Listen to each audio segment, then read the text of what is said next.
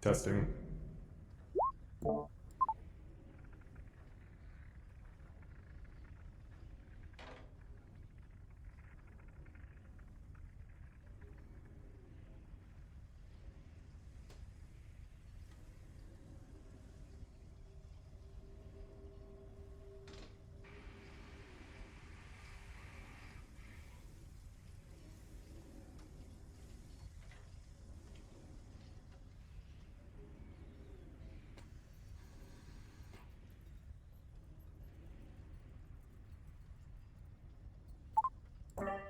Testing.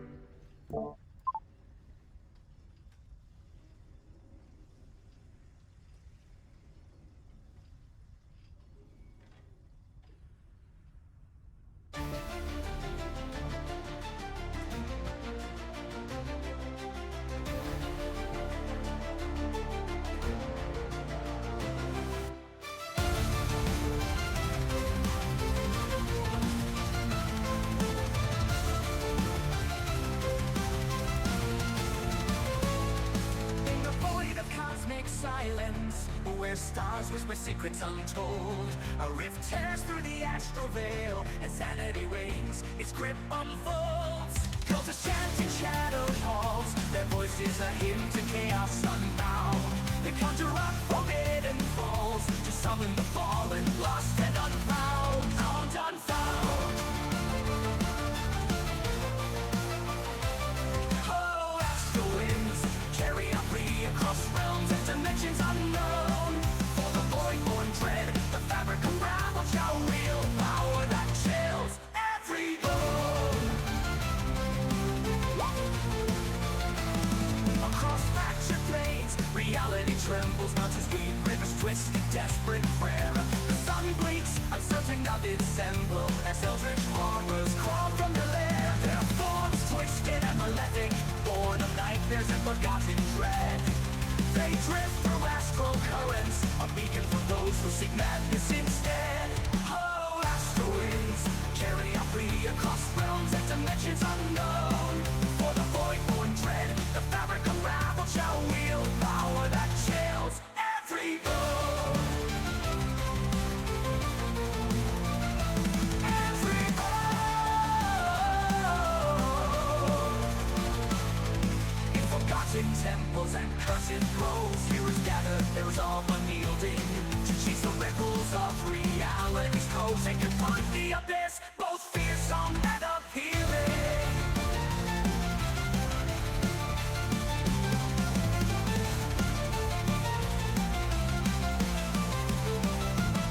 Oh, astral winds carry us free across realms and dimensions unknown.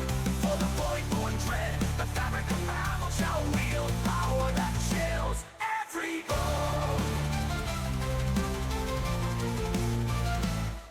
As the final verse echoes the starlit skies and death trembles on the lips of all, the abyssal maw opens galaxies within, ready to consume all those who stall. Yet whispers of valor and unity persist in the eminent astral reckoning. Perhaps hope shall win.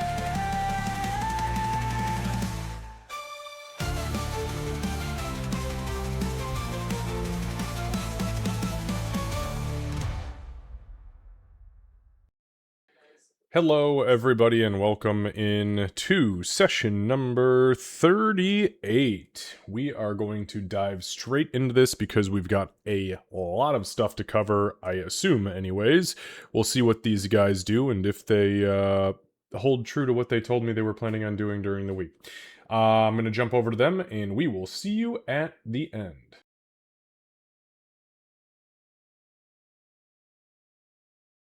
Extreme cold winter. All and, right. and now we're having an extremely hot summer. It's stupid. It is stupid. Also, hello.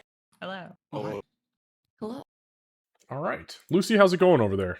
Wow, that is Yeah, like the very crispest. I was going to say, well, yeah, it's cold, but that's like the crispest I've ever seen your camera ever, except when you were in the UK. Yeah, it's really funny because it's the same camera like all 3 times. I don't know. I think it's the connection. Mhm. Because this is the first time you've been hooked up to Ethernet in like years, right? Yeah, it's correct. I was on like a mesh before. Yeah. All right. Well, definitely glad to have you back. Hopefully the new place is treating you well. It always cracks me up when it's 112-degree heat index where we live with a 55% humidity, and you live in Africa and are wearing a fucking puffer jacket. Yeah. I get it though. You know, the whole hemisphere thing. Okay, anyways. Okay, welcome in, guys. We're gonna go ahead and everyone's still got all their digits, right? From yesterday? Everyone's good? Okay, good. Thank goodness. I see Payne is not here, and that worries me a little bit. He's finishing dinner off camera real quick. Oh, okay. No. I thought we were missing. He has like his nose was blown off or something. He did burn himself alive, but I'll let him tell you. All right, we'll do that at the end. So, okay, we'll do a quick recap, and then we'll dive straight into this because we've got a whole lot of stuff going on. Session 37 began on Ianari the 14th, 4254 PFH at 3:15 a.m. Panicked, Lyra tried to reason with the group about not fleeing the city and instead laying low. Suddenly, a burst of icy energy emanated from the top of the spire, creating blue ash that fell around the city. When it touched Canis, his body entered astral bloom, and he faded from existence. This didn't help Lyra's panic state at all, but thankfully Dench and Payne seemed quite level-headed, all things considered. They eventually decided to head to the Tiefling quarters and meet with Zarzek. They paid Zarzek his 50 gold, and Payne even offered to sell him his own key back for 75. Zarzek told him to go fuck himself, and then refused to help the group out of the city. He dismissed them, and as they stepped out into the street, a contingent of orcs stood, waiting to apprehend them. The group relented, and they were taken to the slaves' quarters to meet with Krivak. Once there, Krivak took the information from Lyra's mind, and then monologued for a while about his missing slave and Amelia's potential involvement. In an odd twist of fate, he concluded his business with the group, the main part of the group anyways, but told them that that they had to give Amelia a letter from him, one that now contained a debt which she would need to repay when he chooses. Krivak dismissed them, but not before giving them a golden coin to give to the gate guards, and he told them to let the gate guard know that Grizniak sends his regards. The group thanked him and left in a hurry. With the coin, they bypassed the eastern gate with ease and began making their way back to the ship. Along the way, Lyra broke down in borderline hysterics and told the other two about everything she'd read regarding the Wisdom Pact and the city itself. A few hours later, early dawn, Amelia spotted them, the remainder of the group, making their way towards the ship. She then abruptly woke up Dorian and made him fly a quarter of a mile, poorly, to pick them up. Once on board, Dench gave Amelia the letter. They had a brief and quite tense conversation, and then they dismissed themselves to sleep and take watch. Once the group had rested well, everyone convened in the sleeping quarters to talk, and talk they did. Amelia was put on full blast for betraying and lying to the group, yet she stubbornly refused to admit any wrongdoing. This infuriated Lyra and Dench. Eventually, she begrudgingly, quote-unquote, apologized, and the group went on, with Lyra explaining the rest of the pages in the ledger that she had seen, including Brother Mael, Corin, and Amelia herself. Ilara shared some information regarding the Celestial Convergence, a once-in-a-million years happening in the cosmos under which Amelia was born. The conversation wound down, and Lyra and Dench dismissed themselves to the top deck. Payne and Amelia continued to chat for a bit with Ilara regarding Brother Mael and the gods. Above deck, as Lyra stood by the ship, her and Dench continued to talk, and there's a little bit here, we're going to do a teeny tiny retroactive here, but at some point during this conversation, the sigil will go into Astro Bloom, and Canis will snap back into existence. So, let me tell you, the roleplay, I had to make extra lines on, because I do pips for, like, good roleplay moments, and last session, I had 35 pips of roleplay experience, which is just phenomenal. So, XP for last week. RP, 875 XP from RP, and 150 experience points from skill checks. So that would be everybody gaining 1,025 excluding Kanas. Sorry, Kanas. Kanas, though, I did add your XP from the prior session last week, so your character sheet should be updated. Awesome. Thank you. Okay. Thank you for awarding roleplay with XP. I do really appreciate that. Oh, I've done that Yes. I know. for 10 years. I Everybody. just truly yeah. appreciate it. Oh, yeah, yeah, Last yeah. All week my was other a groups lot. don't do that. Oh, really? Oh man. Well, good. That makes me happy. Hey, if you can impress me with RP, which you guys regularly do and have done since all the way back in freaking Unlikely Heroes. I mean, before that in my in-person groups, but like this is a solid group. I love it so much with roleplay. All right. Before What? you move on, can I confirm XP? I'm at a suspiciously round number, and I just wanted to make sure that was right. Oh, it's always too. Amelia. If you two are if you're at a round number and you're both identical, then you are probably exactly correct. Yep, it is a round number. It's exactly 11,500. Yay. Okay, thank you. It was Yeah, sometimes it suspicious. falls like that. That is suspiciously round. Yeah. It's yeah. There's not a 7 tacked onto the end of that bad boy. All right. So, we are picking up today's session as session 38, Ianari the 14th, same day. But it is not 3:15 a.m. Instead, it is 4 p.m. 4254 PFH. All right. So, I will go ahead and, unless anyone has any questions for me before we kick it off, then I will get the... Whoops. Disregard that ambience. You are not in Port Mira. There you go. You're on the Estra Mother. I heard seagulls, and I was like, nope, that's not right. Okay.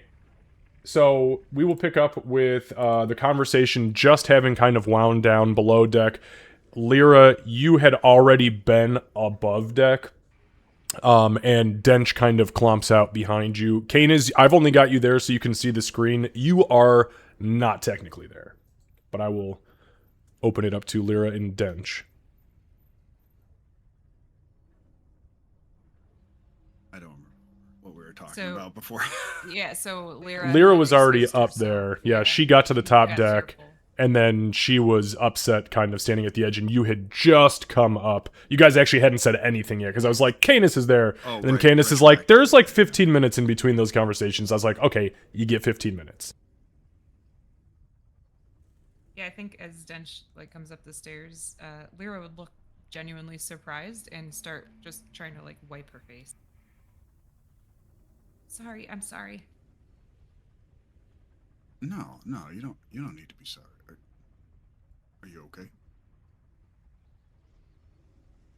That's a loaded question. Yeah, I realize that. That's kind of stupid of me. No, Sorry. no, don't. It's not stupid.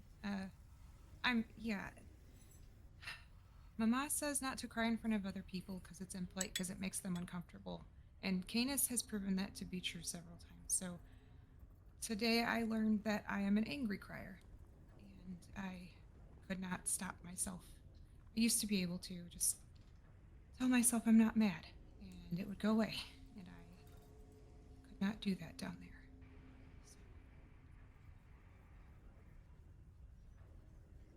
It got a little intense, yeah, but yeah, no, you're if you need to feel, just you do what you need to do, you know. If you need to, but if you don't want anybody to see you do it, I understand that as well. Should I leave you alone? No, I'm pretty sure you have seen me at my absolute worst. Blood rain. I think we all have. Yeah, we've seen each other at our absolute worst. Yeah. The hard part for me is that she's the first person Canis has ever chosen. He didn't choose me.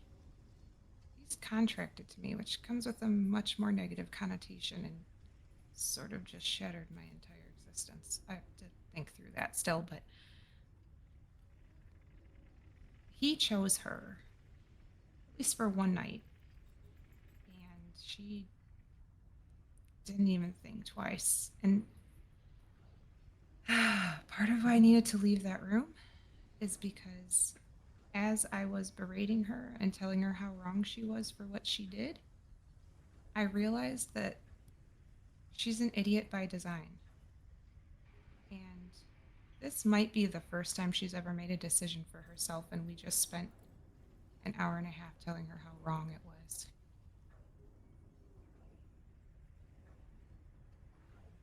I mean, well, you may be right, and that may be true, but it was a wrong decision.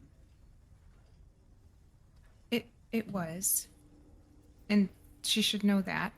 But what she needs to know is that she can make those decisions, but she needs to either think about or ask about the potential consequences before she goes through with it. I don't want to stop her from thinking for herself, especially knowing that I have two people contracted to me right now who went in there into that spire.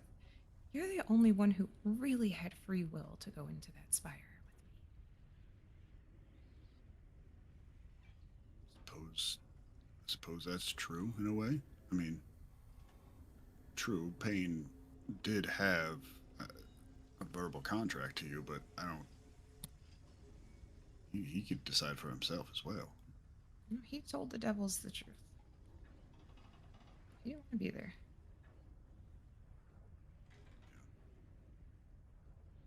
Also, I'm not a liar. I didn't say you were, did I? No, you didn't, but you witnessed me lying. I wasn't.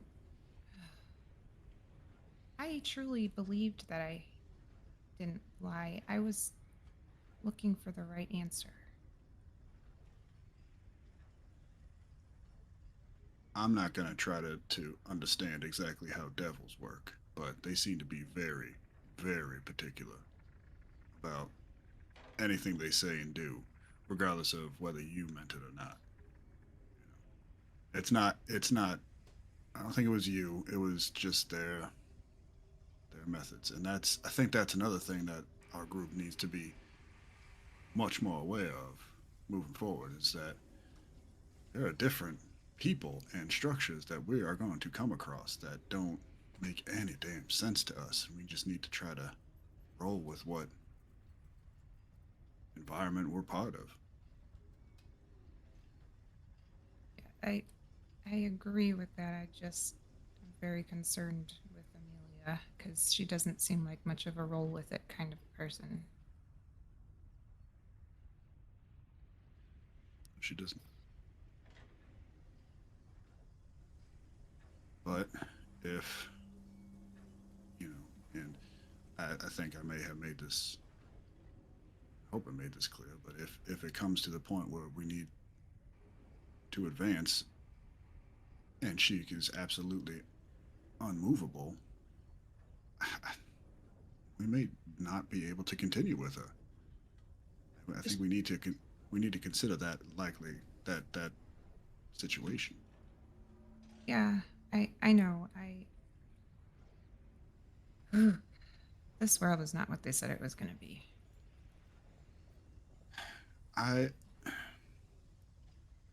when I joined this group, I I understood that there was a lack of experience, and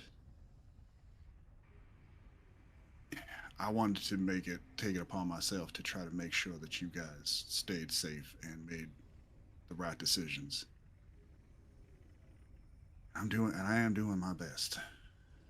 We don't make But it yeah, easy. yeah, well, you're all strong and powerful and capable people. I'm not sure exactly where I'm going with this, but I just want to keep you all safe. It's that's actually a good segue. I do owe you a couple of apologies. Last night you were showing up like you always do. You always know how to show up and trying to boost my confidence and saying kind things, and I was dismissive. You don't deserve that. You're so you don't deserve that. but you showed up with a lot on your shoulders already when you got in with this group, and I feel like I have really only added to that. And so I want to do better about that too, because I don't want to wear out kindness or take advantage. And that's how you die alone. I want to make sure that I'm doing my part in returning the favor. Well, listen, if I didn't want any emotional, I don't know, baggage is whatever. Like I would have crawled back into the bottle. I wouldn't have come out, and I wouldn't have put myself out, into the world and try to, reacclimate myself to people. I would have just crawled into a hole and died. But I wanted to be part of something greater. I wanted to be part of a group. I wanted to. I didn't want to die alone. I didn't want to be in that hole. I didn't want to crawl in that bottle. So I accepted the risk of having more, I guess, emotional connections. I wanted the risk of having that personal trauma, I guess. Well, if no offense, but I hope I'm not. But if I'm alive when you die, you won't be alone. I promise that. Same with you. That when you say that, tears will start to well up again, and she just quickly wipes them away. Then he'll reach in and just try to bring her in for a hug if she'll have it. Yeah, she will. At first, it's like she doesn't realize what you're doing initially, and then when she realizes that you're hugging her, then she definitely will hug back. I really appreciate everything you do for me and for the group. I've spent a lot of my life being able to leave a room with no one noticing, but you always do.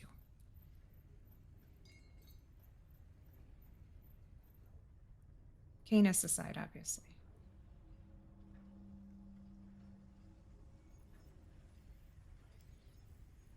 I'll always be there if you need. Shoulder to cry on. I'm going to try to avoid that. I'm not good at this emotional bit. Nobody is really. I'm hoping that we can get Canis back.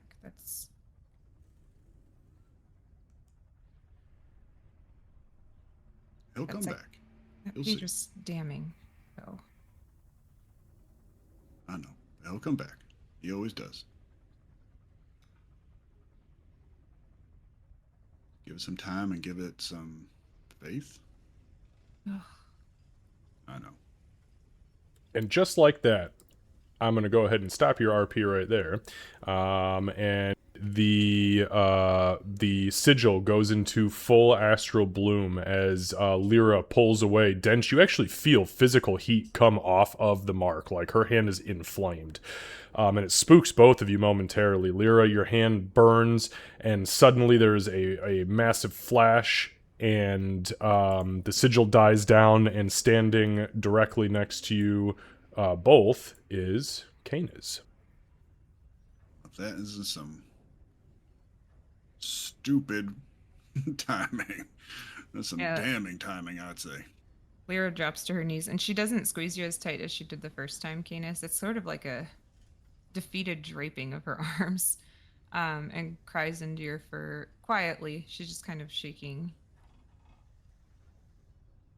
I think Canis, because he's a little bit lost, because he first went out in the city, and said, "Oh shit," and then just vanished, and then a lot has happened.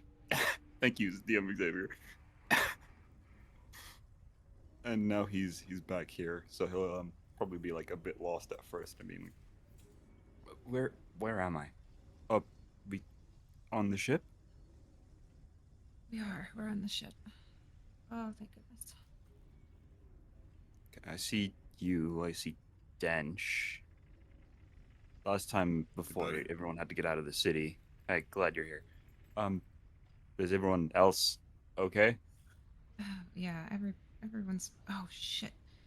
Is there I'm really glad you're back, but is there any chance that you'd be willing to hide for like 20 minutes? Because about 10 minutes ago, Payne said he had faith you were coming back, and I really don't want him to think that you're back because of him. Not only that, but just now I said you have to have faith, and then you appeared. So that's, yeah. I don't like the timing of your words via what I've just experienced, but if it's to mess with pain, I'll agree. No, Afterwards, though, I think I'm going to need some time. yeah, I was just kidding. Uh, what happened?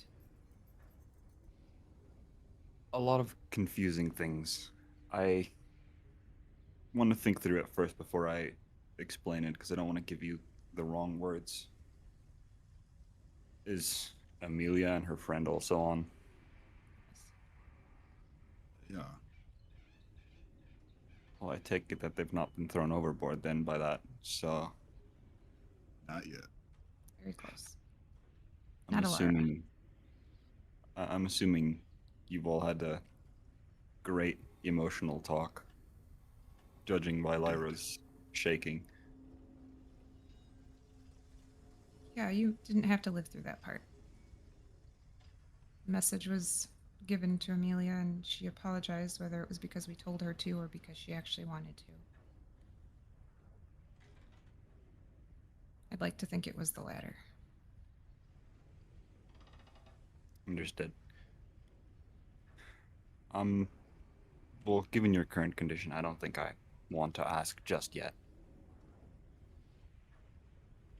Especially given that Dench is here and you were shaking and crying into my fur I instead can of into I him. can leave if I can leave if you need a No, moment. no, no. I mean, if you want to, you can. That's all very emotional. I, I thought you were trapped. I thought uh, there's. I'll show you my notes, but the book said that if you left the plane, if you left the material plane while you were there, you would be trapped. And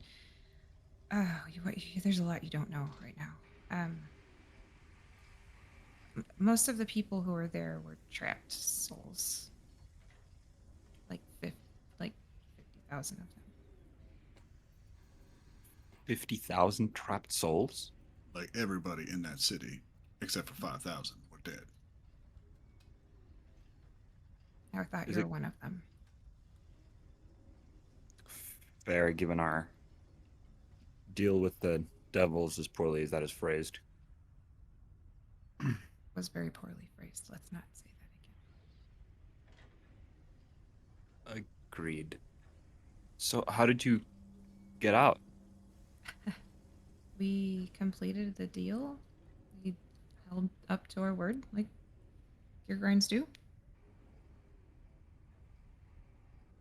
Smart. I would have probably suggested the same, given I assume that would complete Amelia's deal as well. Amelia has no deal.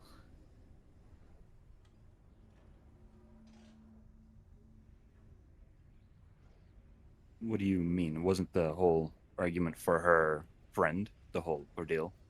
She gets to keep her friend, but now there's something. She's got to deal with him because she stole from him. She walked in, asked to see her friend, and they walked out apparently with no issue whatsoever, except for a few hurdles. I do not believe that, if I'm going to be honest. But at the same time, I do not think Amelia is smart enough to lie. No, I agree with you. She's a new lovable phrase is that she's an idiot by design. Again, there's more for you to learn. I don't want to overwhelm you with too much. I don't know what you just went through.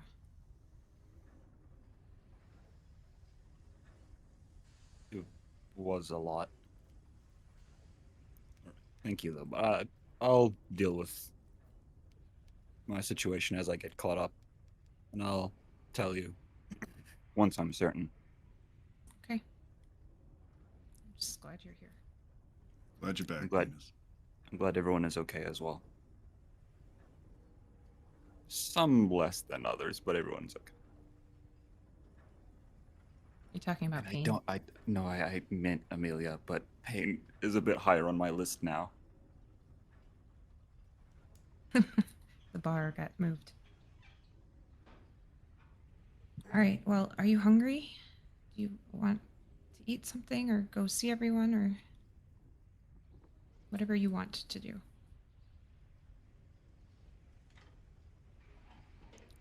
Am I hungry? Before I answer that, because last time Um, I was there, I was fed. Yeah, this was a different type of experience though, whereas the last time you were there, the first time you were there was like literal. This was like a very metaphysical. I mean, you saw the thing. And yeah, to you it's like no time has passed this time around. Um, I mean, except for what passed in the real world. So you could be hungry, I don't know. yeah, I am, but to be honest, I kind of just want a moment to think things through. Everything with Amelia, and then everything that's happened. Now the new information you've given. It is admittedly a lot. Okay, whatever you need. Are She you will have let go by now, and she's just kind of like sitting back on her heels. are you okay? Oh, yeah. Yep. I'm gonna insight check that. She's lying. You don't need to. Your passive insight is almost 20. Lyra, I've known you longer than that. You know that's not gonna work. It was just a lot, that's all. That reading that book changed a lot of things for me. I believe the whole experience underneath as well probably did. Yes. And I'll stick with you. I don't need to be alone. Okay. I'm doing this willingly, by the way. That would take. She would have started to stand up, and then when you say that, there's like a split second. Uh, of course. And then she'll stand up. Okay. All right. So, what is it that everybody would like to do at this point? I know obviously there is still quite a ways for you guys to travel. As far as getting to Willow Hollow is concerned, I'm just going to pop you over to the Prime Material real quick. But if there's anything in particular you guys want or need, you're currently flying over the inlet of Ankh-Mir, heading northeast.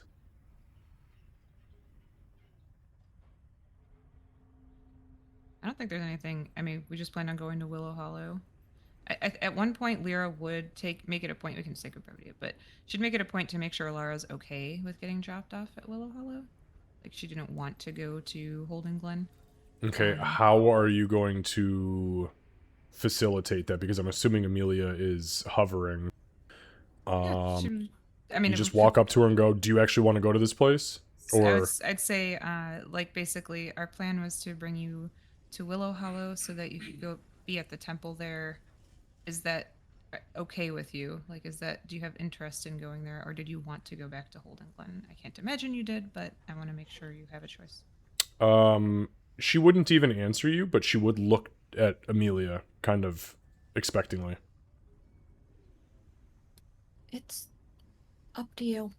We're not gonna make the choice for you. Okay, saying that, she takes kind of more confidence now, and with that note, and she looks back to Lyra and she says, no, I think Willow Hollow is probably the right place. I was officially transferred to the temple there. I just never made it, so I believe that returning to Holden Glen would be some sort of dereliction of duty. Yeah, it seemed like a bad idea. I wanted to just to make sure we weren't making you go somewhere you didn't want to. She kind of looks away. There's a lot of things that should probably get caught up on before we get there. And Amelia would run through what's happened over the past month and a half over our next travel time. Okay, how much are you telling the former freshly freed slave?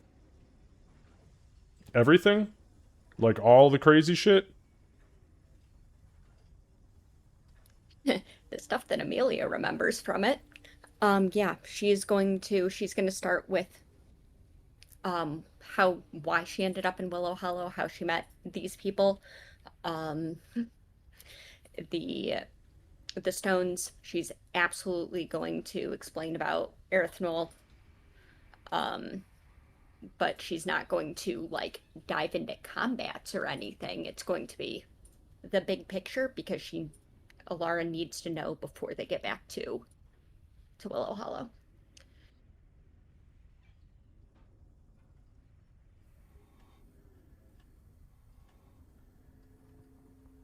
Got it. Okay. And she'll also probably she'll spend some time focusing on like the temple within Willow Hollow and the high priestess there and what she's, Amelia things. Yeah, and Amelia would like what, or excuse me, Ilara. Once you get to that point, because she drinks in all of the information about the Earth Newell potentially and these stones and all the crazy shit. But you start to tell her about the temple, and she goes, "I've been to that temple. I actually did a lot of my early studying in that temple.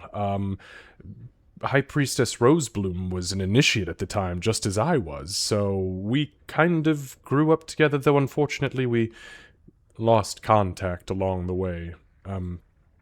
Things change, elves grow old." Well, I'm sure she'll be glad to know that you're back and safe, and the city's just, it's unbelievable, and she'll Amelia. Yeah. She'll probably small talk through some of that. And she's very, one thing she isn't going to go into is the stuff from the book or any of that she needs to process. Okay. Yeah, she will humor you with stories about the old days, silly little things. She even opens up a little bit about like how her and Rosebloom would occasionally get into trouble because they would sneak into the high priest at the time's private quarters when he was out at night. And they would steal his sugar cubes, and they would sneak off to the rectories and eat his sugar cubes, and they got caught, and it was this and that, stupid, silly religious stuff. I love that. It sounds like a group of fucking horses breaking in, doesn't it? Just steal all the sugar cubes. Okay. All right. The sugar cubes. So, okay, excellent. Is there anything else throughout the course of the rest of because this is still in the very early part of this day's worth of travel. Candace has told me throughout the week that you guys intend on pulling an all-nighter at some point so that you can write your sleep cycle, because now you guys are off and your wake-up time is currently like, 11 o'clock noon. Yeah. Yeah, Dench would definitely try to force himself to go to sleep at dark. Yeah. Sure. Okay, yeah, this would be the best time for it, so.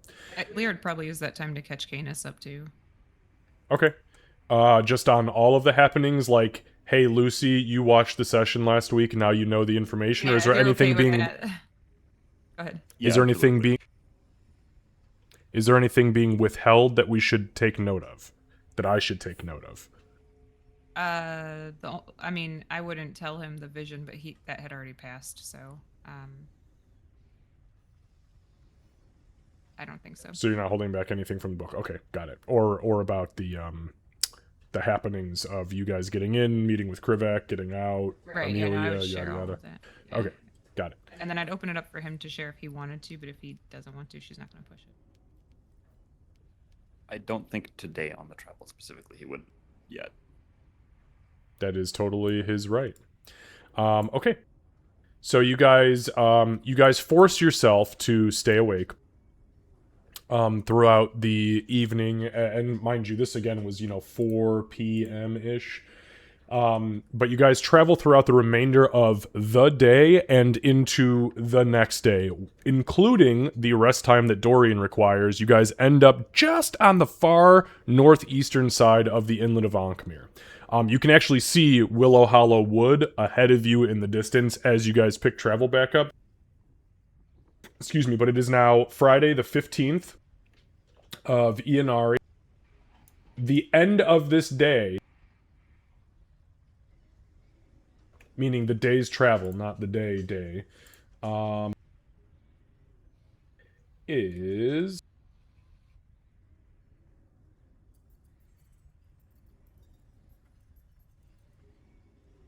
It's about 10 a.m. So you guys forced yourselves to stay awake between now and what will be... I'm just going to move you up here because I don't know if there's going to be a whole lot happening in between now and then. But the next chunk of the journey is here, and by the time you guys get here, it's easy enough to write the sleep schedule. We're assuming that Pain is not only creating food and water, but doing it for everybody. And you guys are going to save on rations and water storage, correct? Yeah, Okay. if at all possible. Perfect. Easy. Yeah. If that's how he wants to do it, then absolutely. What do you have, Kat? My only question is especially that first night, if there's anything notable in these stars, and just that Amelia is going to... Anything notable in the stars, or anything in specific that you're doing with the stars? Like, is it actual prayer, or are you just looking up and just trying to take a peek at the constellations? Well, she's going to look to see if things have changed from what she's been seeing, or if it's still the chalice. There's of course going to be her nightly prayers. Understood. And things. Okay. So we'll say that going into... So the first night, there's not a whole lot of anything as far as change is concerned. The only thing you do note is that the stream from the chalice that was heading down to the southwest near where Ankmir is, that stream has visually receded back into the cup. It is no longer there. But the other two streams coming from the chalice are. The second night, as you guys are kind of going into this night, now mind you, you will be arriving in Willow Hollow, just so you guys are aware of this. You guys will be arriving in Willow Hollow on the 16th at about 4 a.m. So it's going to be early as shit. You guys will still technically be asleep, but because Dorian's riding through the night, he will find a spot. You guys can discuss if you want to have him find a specific spot within the city, and he will do his best to land there. And then you guys will need to rest still until about 8 a.m.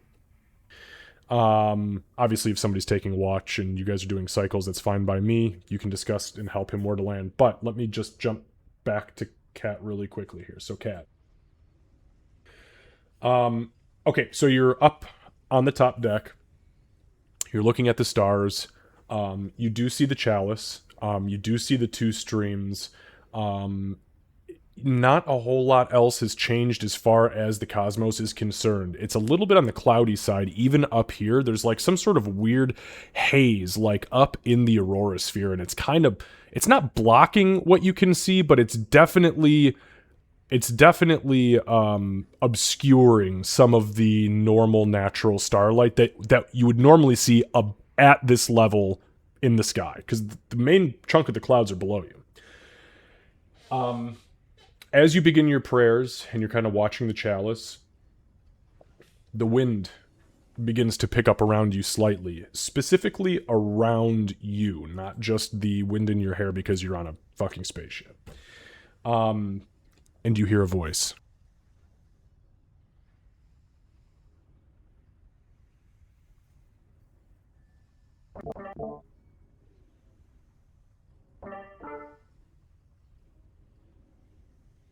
You kept the helpless from another night in chains.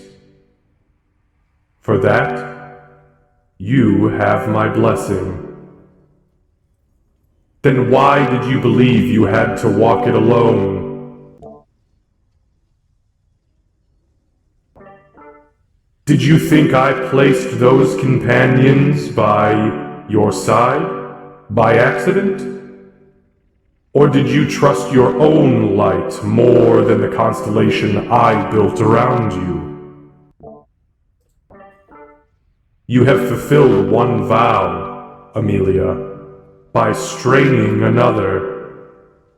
You fulfilled your oaths to me, but you failed your friends. Divine success. Moral failure. The winds die down, and everything goes quiet around you, and your mind draws still.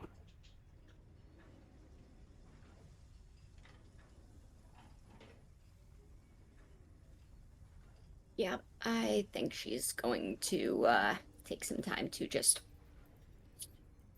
consider and reconcile that. Okay. Go ahead. Sorry, the only other thing of note, while we're doing flying things, is if Alara is able and willing, just Alara meet the horse. Just Oh, at some point, that needs to yeah. happen.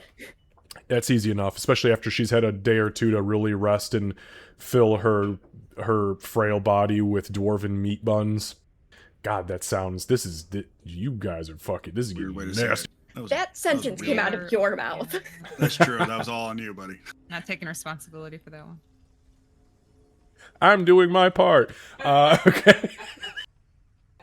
All right. So yeah, she does. She's able to go down the ladder. She meets Asha. Doesn't know what the fuck she's saying, but as you translate back and forth with the apparent noises that she's making, she really takes a liking to her. Both of them. They don't seem to harbor any grudge. They seem like kindred spirits. Very.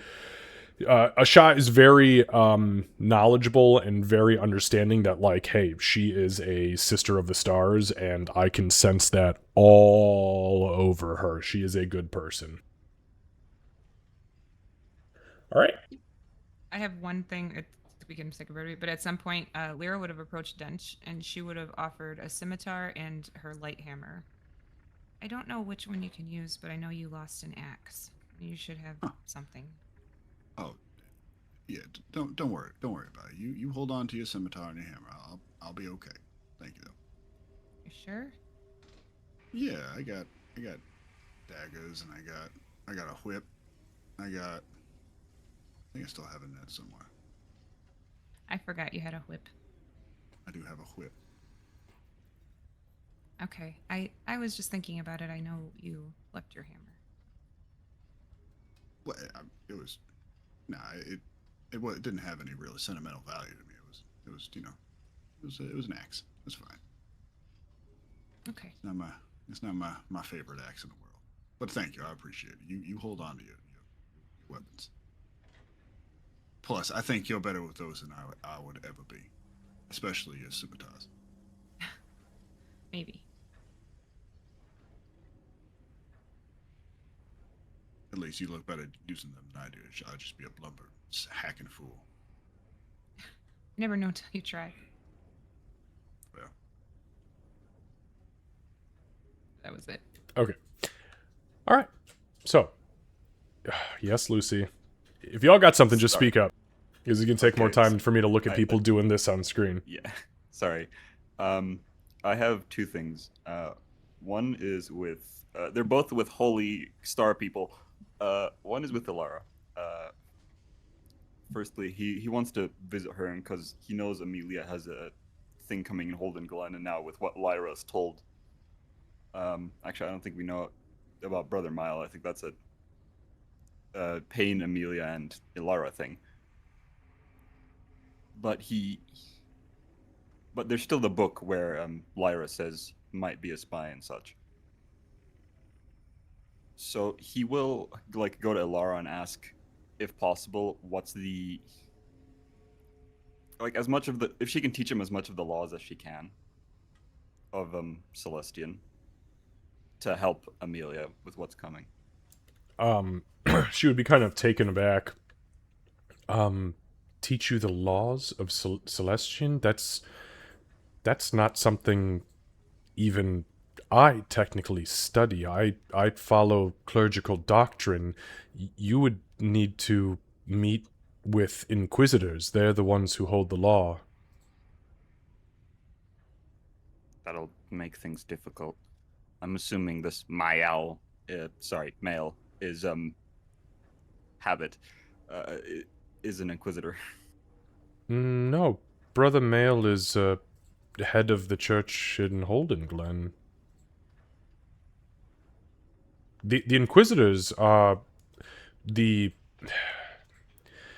You see, she struggles trying to find some way to, like, make it make sense to somebody who's not of the church, and she goes, the Inquisitors to the church are like the legal backbone of what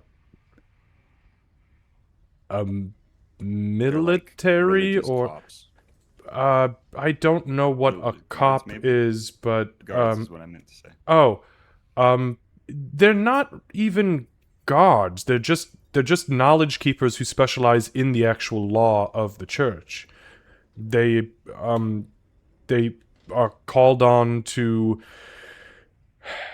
uphold actual legal authority. Now, I mean, the church leaders can impose some legal authority, especially if there are things that are glaringly obvious, things like confessions or physical evidence, things of that sort. But the inquisitors are called in to typically make final rulings on things that are a little hairy, and or if the church leadership within the temples need investigatory judgment. Does that make sense? I see. Yes, I understand. Thank you. Yes, of course, and I'm sorry. I could give you a lecture about the law, but it'd be very specific to my knowledge base. I think honestly anything might help at this stage, because I know nothing. I'll be honest with you. I've not listened to Amelia go on about it. Well, can I be completely honest with you? You should Absolutely. you should sit with Amelia for a while and listen to the laws that she follows, the oath that she's taken, because a lot of what she believes in and stands for are also the laws of the church. Yeah, I was planning on speaking with her eventually before we land. Understood. Well, what I can tell you is that being that Celestian, aligned in the halls of Mount Celestia and those things that follow typically the path of law and good, we believe that no harm should come to innocents, that all those in need should be aided when appropriate. Theft is a sin, murder is a sin, assault is a sin, slavery is a sin. All of the typical things that would align with the works of chaos or evil. Sinful. Things that we stand against. Undead are an abomination and should be destroyed at any possible turn. Outsiders, creatures from the hells or the elemental planes of chaos and discord, should be not necessarily destroyed if they don't have any immediate evil intent, but should definitely be banished from the prime material. You see, she's really struggling. Like, people don't just question her about the law very often. We really don't encounter much in the realms beyond that, to be honest with you, Canis. That's perfectly fine. As I said, I knew very little of, well, I guess, religion and as a whole. So any insight is helpful, and I appreciate it. Of course. I also appreciate your honesty. I'll let you rest and recover, and I'm glad Amelia found a way to get you out. I am as well. Thank you. She kind of goes back to her business. And then Canis will probably go and find Amelia exactly as instructed. Would this be before or after my divine scolding? After. Okay. It affects things. Yep. Okay, so you guys are on the top deck. Amelia has just she's still in the midst of her watch. But Canis will say that you were below deck, just making sure that everybody else was getting bunkered down, and you two happen to have watch this night, going into the late night. And yeah, you kind of wander up on deck after Alara tucks in.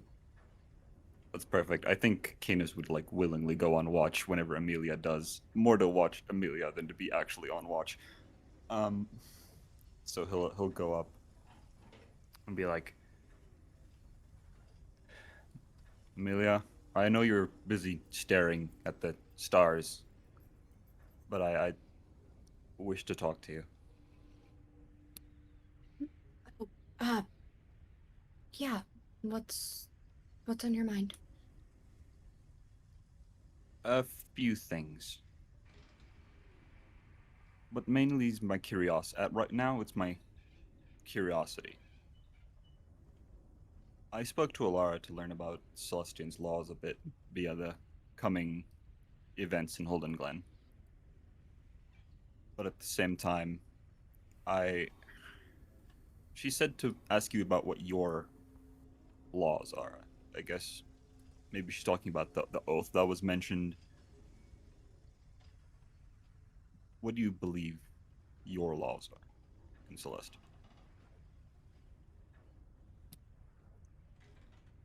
Is that why you declined the opportunity to sleep longer? No, I'm watching you. Yeah, you Dench. I know. Don't misunderstand. I I want to apologize. I didn't see a different way out, and apparently, according to Lyra, just talking and walking out did not seem at all possible, or in any sense logical or sane. Um, however, and I don't like. I'm not against theft. If you did steal Lyra, I don't think you did. I don't see you're the type, but you might have. But so my hatred isn't that. I struggle to explain what I think, but I'm not mad at you for those reasons. It's more personal. The fact that I didn't trust all of you like I should have. Not particularly. I don't think we're close enough to truly trust. Well, Dench and Lyra obviously trust one another. Uh, I have expectations, is what I would say. It's more. It hurt. I won't lie. I'm pretty sure I've been vocal about the fact that I comparatively don't care that much about your priestess. I think where we should have been is in Willow Hollow. Maybe it's selfish, but it should be where a lot more people are theoretically in danger, or where a bigger threat is. There's also the added selfish part, so that's where my family is, where people I care about. Rosa, the blacksmith that's currently fueling a fairy war, everyone in the tower. It's an interesting town. Of course, my and Lara's family, and but I chose to help you, and I wasn't that vocal about it because you said you'd help me, even with my ridiculous quest that I was given, without a second Worse. thought. And I know it's what you do. I understand, but it still meant something. So I was willing to help you with your task. But it just hurts that it feels that that sacrifice was ignored, and at some point I also can't blame you because, as Lyra says, you were just deliberately stupid. I think it was.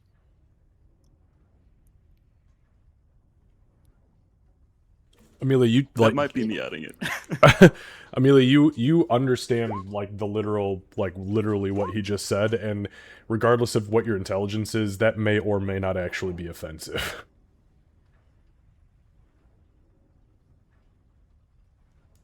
But that's not why I'm here. The point is, I want to hear of your laws so I can help your situation and hold on to them.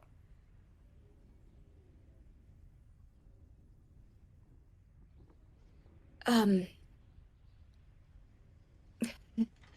that's it's kind of a lot that you just said. Don't worry about it. No, I'm going to because you're right. And I shouldn't have gone around what any of you were doing. I didn't uh, I didn't agree with it, sure, but that doesn't mean that I should have just walked away, stopped trusting you. And yeah, are you want to know my oath or just what I believe or I Both, probably.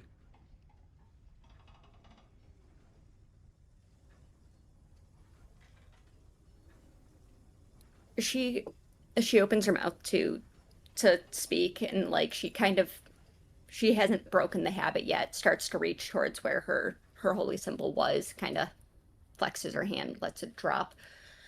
Um, is this one of those things that we should talk about together, all of us? Dench Dench made it pretty clear that we should all make sure we talk about everything. That might be a good idea. Sorry, I wasn't. That was a small detail that slipped through Lyra's callback. Not that she didn't remember it, it's that I didn't remember it.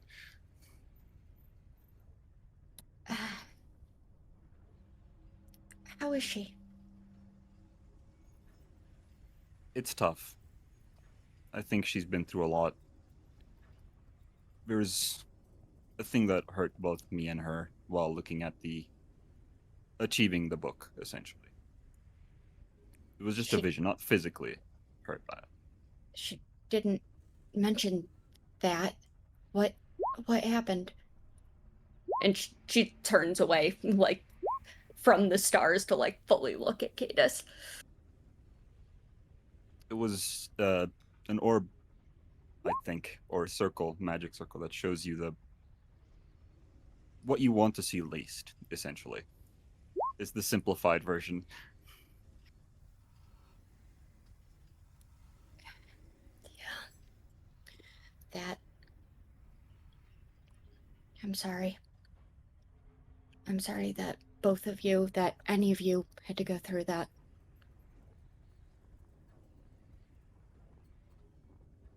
It it is what it is. It was our choice.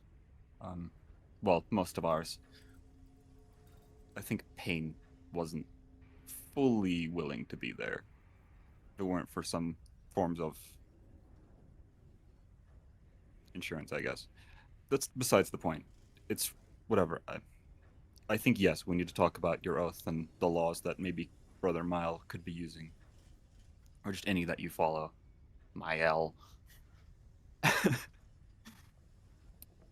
Male, brother, male, and yeah, especially with the. It's a little harder to follow now, but some of the what Priestess Alara learned. We should all talk about it in the morning. Agreed. We should be landed by morning. Well, do you want to go and get a few extra hours of sleep? I I promise I won't go and do anything reckless while you nap. He I'll looks like stay. he wants to say no, um, because he really does want to say no. then he'll turn and go, fine, and then he'll leave and he'll join Lyra specifically in her room. She snuggles the Snuggling hell against out of her. you. Yeah, she'll snuggle the hell out of you as soon as you get in bed.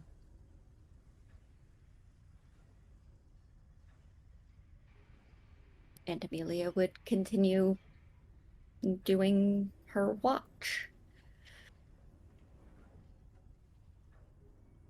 All right. So, you guys continue your travel, and again, for the sake of brevity, I know you said you want to do talking and stuff like that, but unfortunately, because you're in the middle of this rest, it's not going to happen tonight. You land at 4 a.m. Where exactly do you guys want to go? Amelia, I'm assuming you would have relinquished watch, or maybe that was the tail end of your watch. I don't really care. That point is moot. But Amelia would not be Here- making the decisions about it. here is your map. The little yellow circle is where you guys will be. That's not where you are right now. It's just where it's going to notate. Well, personally, I think your father would lose his fucking shit if we were to land this ship in his front lawn. Payne is 100% behind you. Yeah, in the best It's possible like, way. yeah. In the best possible way, absolutely. I mean, Yeah. I don't want to kill the man. Maybe that might blow something in his heart, maybe. But Yeah. I think it'd be an amazing sight for him to see. Yeah, I agree.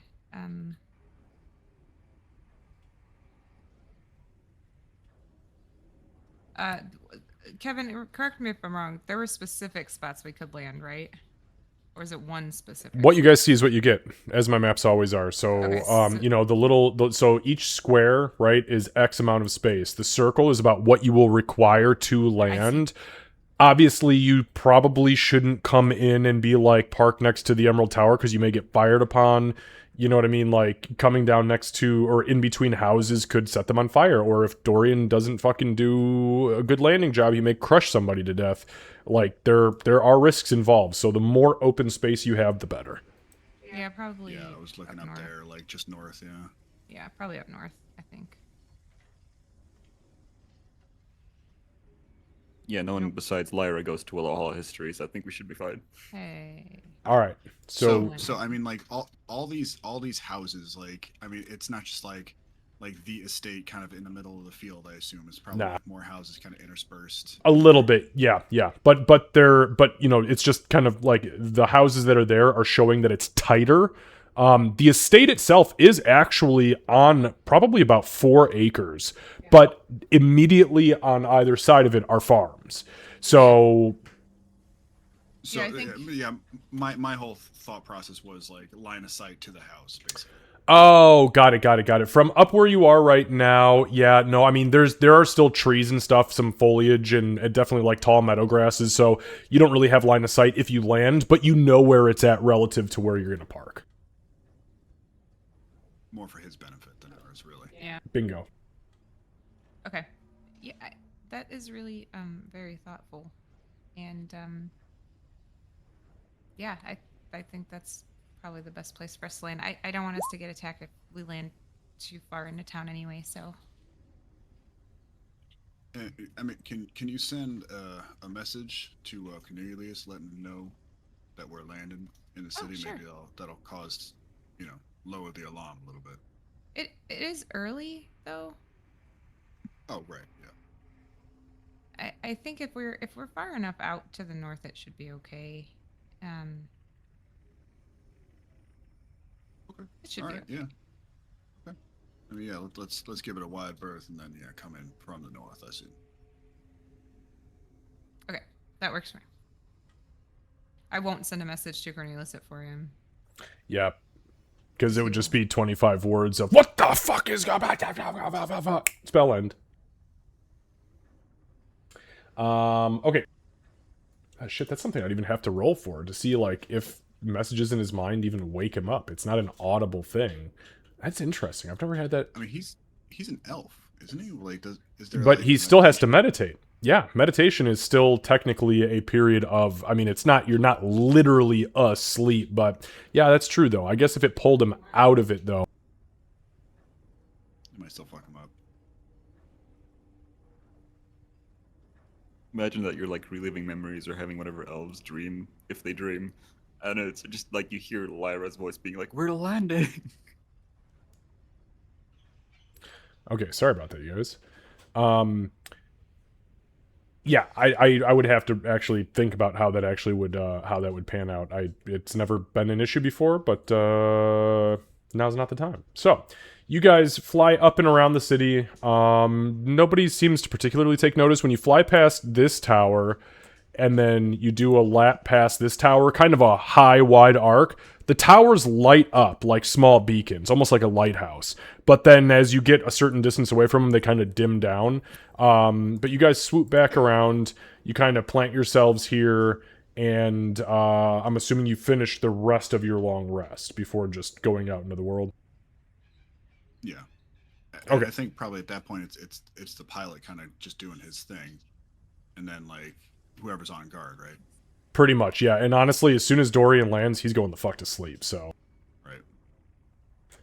So he lands. You and Lyra finish up the watch. Morning comes, and it is now, we will say, 8 a.m. You guys have corrected your cycle, and you guys have all taken a long rest. So you wake up, you get your preparations done, eat, drink.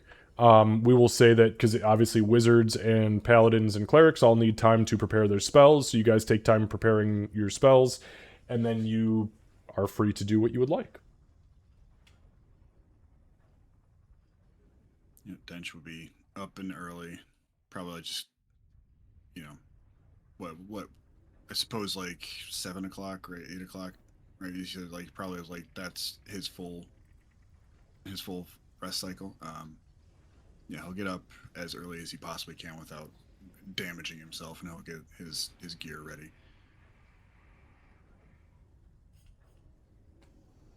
Yeah, I think Lara would probably be up early too because she'd be excited to be home and everything. So she'd get up. Well, as you early guys were as- on watch, so your guys' sleep actually happened first in the night. Oh, So you that's guys, true. so you two have been up. Oh, we're already okay. Yeah. Because you guys would 4 a.m. You guys would have finished the cycle. So you were just kind of lounging around, getting the rest, stretching, yada yada. So you two get everybody else up. Amelia, Canis, Lyra, Lyra, Amelia, Payne. You take your time to review your spells, prepare your spells for the day. Lyra would specifically wake up Amelia. Okay. Like in a specific way, or No, like where just you? I mean, like nicely, pillow over the face. No, she would just like nicely. Amelia, we're here. We're at Willow Hollow. Hmm. This is the first time she's really talked to Amelia since everything. Oh, I'm sorry. Yeah, I'll start getting ready. Okay. If you want to wake up Ilara, that might be better than me.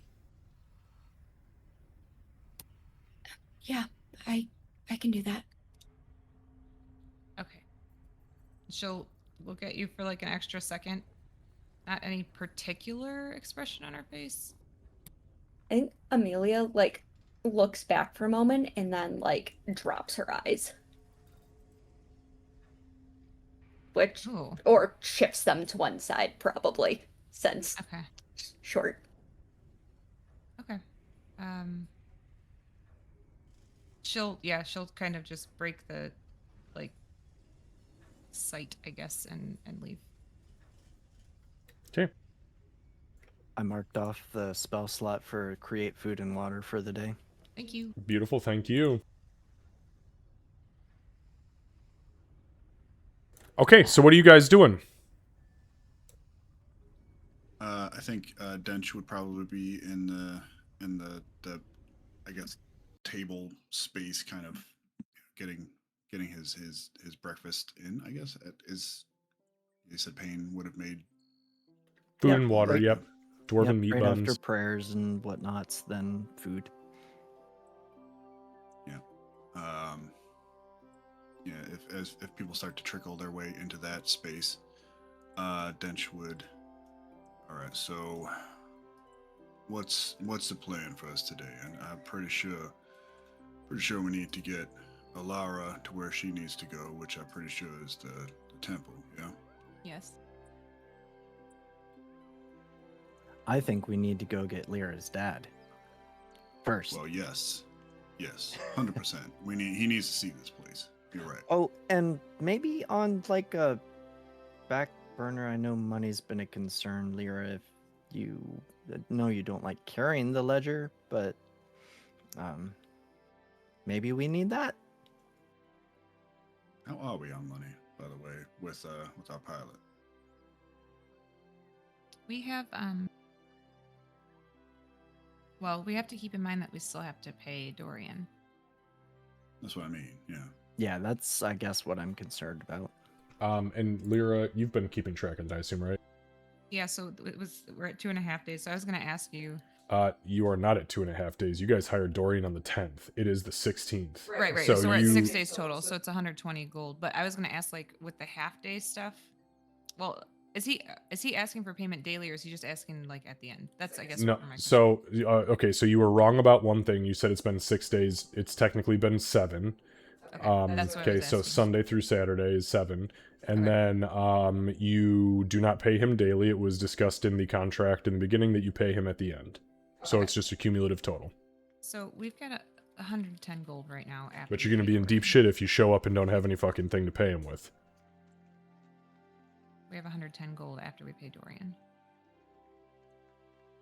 That's it, like count that just today or like when we Or right now. Mhm. or right now. If we were to just go straight from here to Port Mira and drop his ass off and then pay him. Basically. Right, and we still have to get him back to Mira, so we can use the ledger if we need to. We need to make some money. Yeah, we do. Everything is Yeah, so time I'm- sensitive right now. Right, and not getting that quill hurt a little bit, Mhm. but that did not feel right at the time, especially staring down at that fucking robot. Yeah, I think we made the right call. Even Yeah, I mean, yeah. money's worth something, but it's not worth that. No, I don't I regret our agree. decision. I just say it hurts now. That's all I'm saying. Well, anyway, let's go get Lyra's dad. You mean Lyra's ledger? No, your dad. Okay. The ledger is like, we need that, but your dad is gonna like lose his mind if I understand your dad at all, right? He will. Oh, he will. So let's get the fun out of the way here, and then we'll get back to, nitty gritty.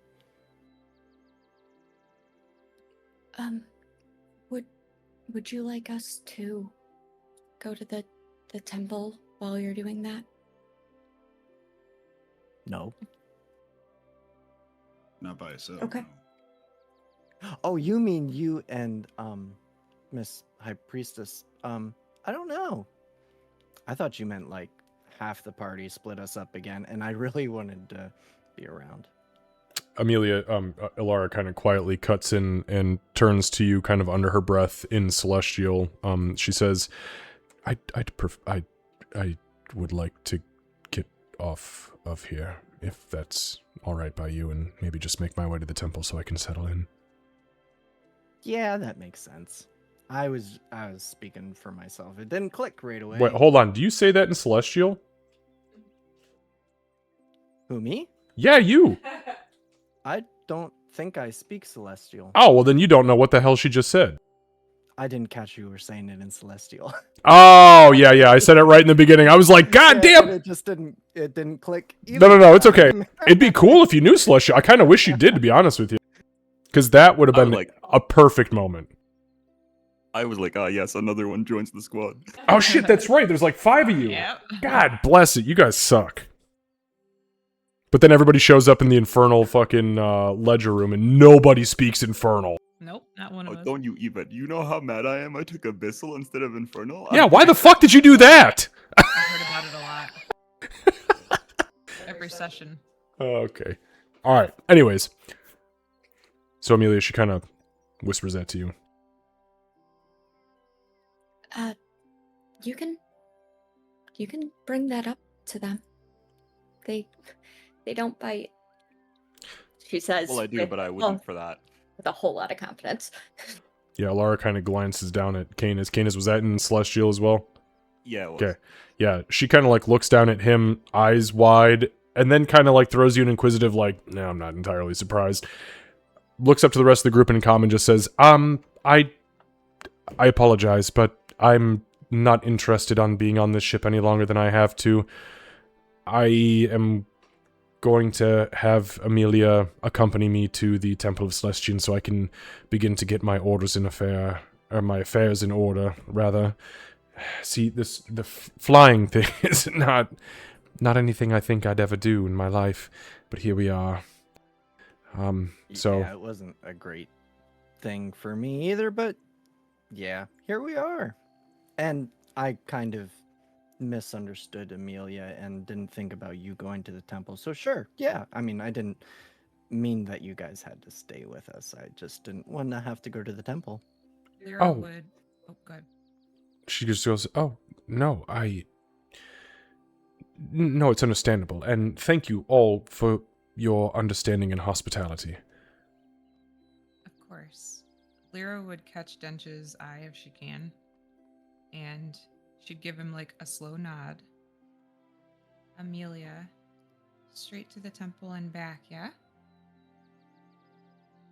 And she nods.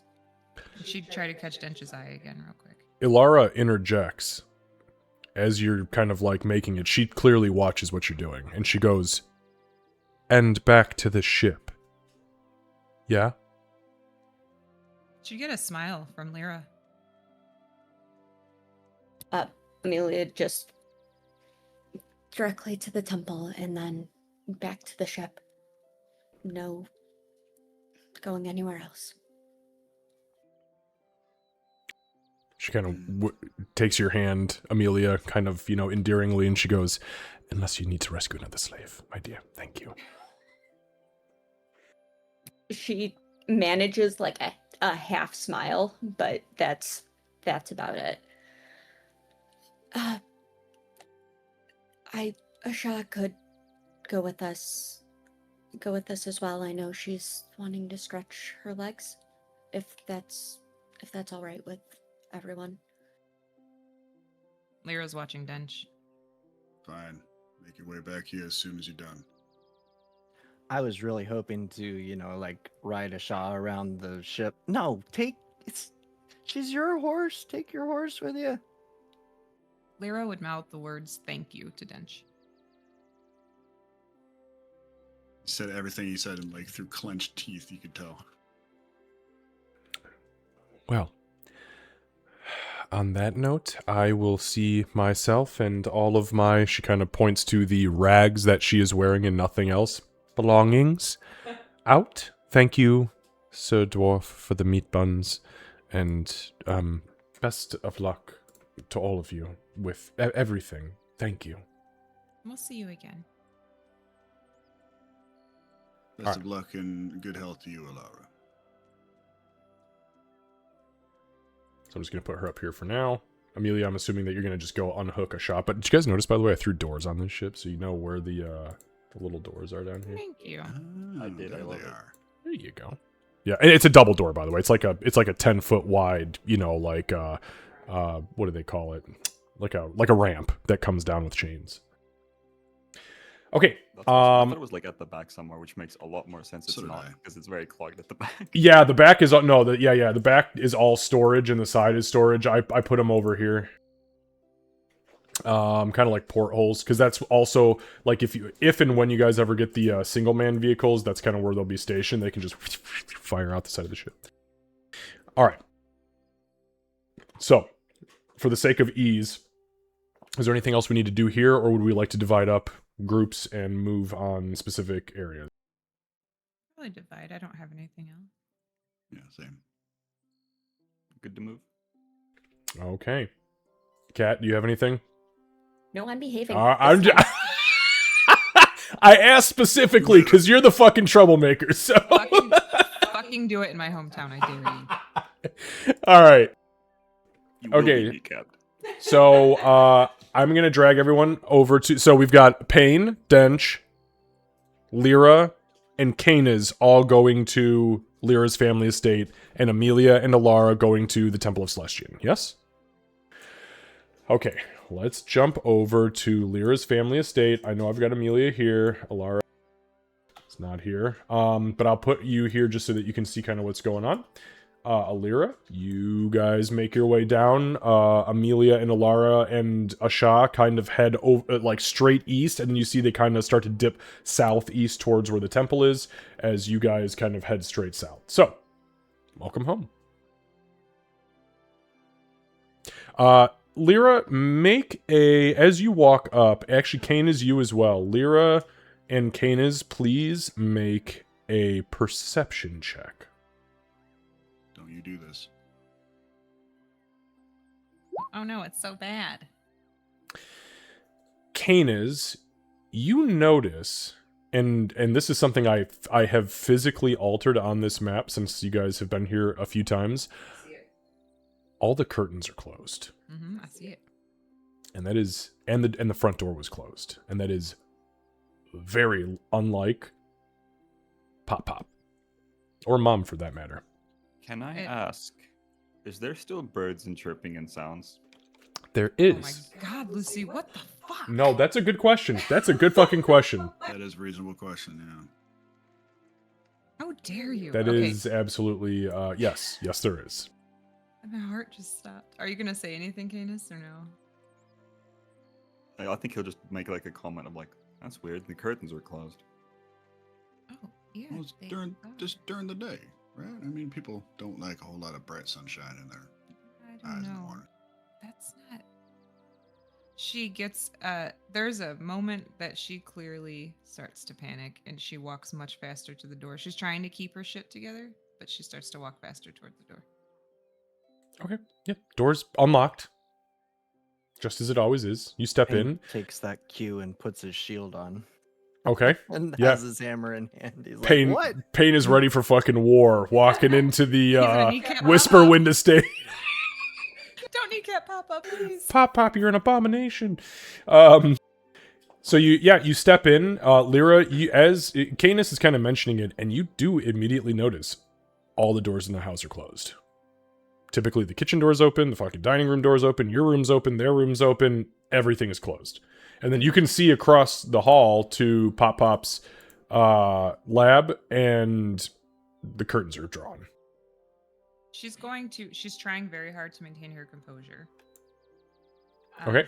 She's gonna take steps with her tiny legs toward the workshop, and she's just gonna peek in. She's not going to scream or scare her dad or anything. She just wants Okay. to. Yeah, go ahead. Yep, you peek in. No, he's not in there. He's not here.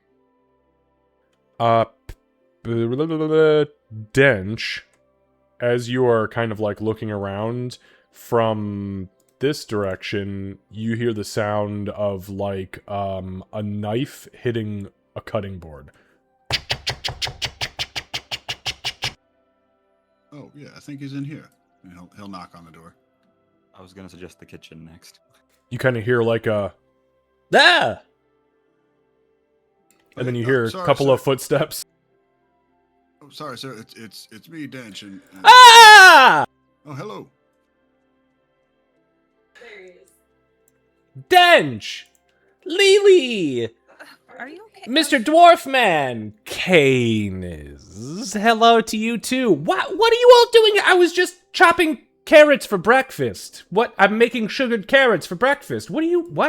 What are you all doing here? Lyra's eyes are like wide. Nobody told me you were coming, Lily.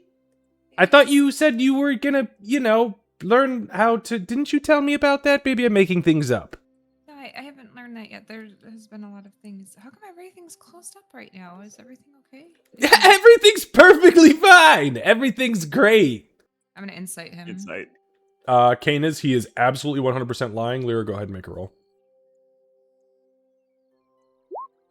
Yeah, he's lying. So he is barely keeping it together. And Gnomish, she's gonna say, Papa, what's going on? She kind of, he smiles. And he kind of just says in common, I don't know how many of you know that language, so I'm not going to say anything. Maybe we should have some sugared carrots for breakfast. I made biscuits too, and then Lily, me and you can have a conversation. Is Mama home? Nope. She looks fucking terrified right now. Like she's not even trying to hide it. The look on her face. She's probably even pale like when she read the book. Canis Okay. seems very concerned. Okay, let's all have some carrots. Sugared carrots and biscuits. I made biscuits too. See yourselves to the dining room. It'll just be a few. I'll put some more carrots on. Thank you. Okay. And he turns Thank you, back to sir. the cutting board, and without saying a word, you just hear. Lyra stays in the kitchen doorway for a second. He's chopping and putting brown sugar on carrots in a pan. There is a tray of biscuits also behind him on the stove. Yes. Yeah.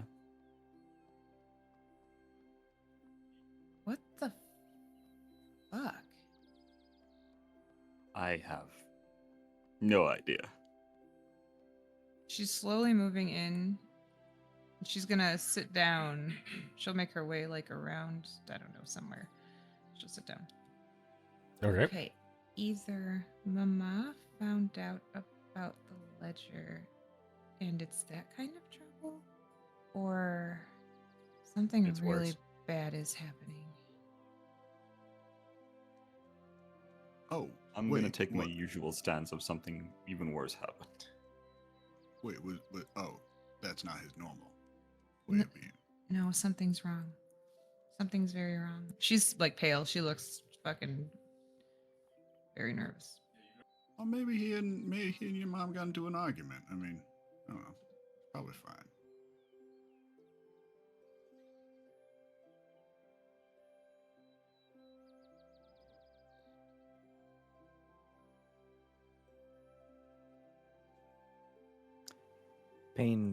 Looks confused with the whole family exchange, but also opens the curtains in the dining room.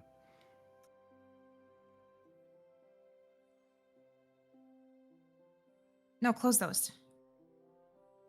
Okay. Something's wrong. I want to do. I don't even know. I guess maybe she would try to do investigation to see if anything looks off in the dining room. What are you looking for? Um. What do you mean by off? The curtains are closed. You've Yeah, that that's is obvious. already that is off. Just anything out of place, anything new, any new items in the dining room that would stand like. Okay, make an investigation check.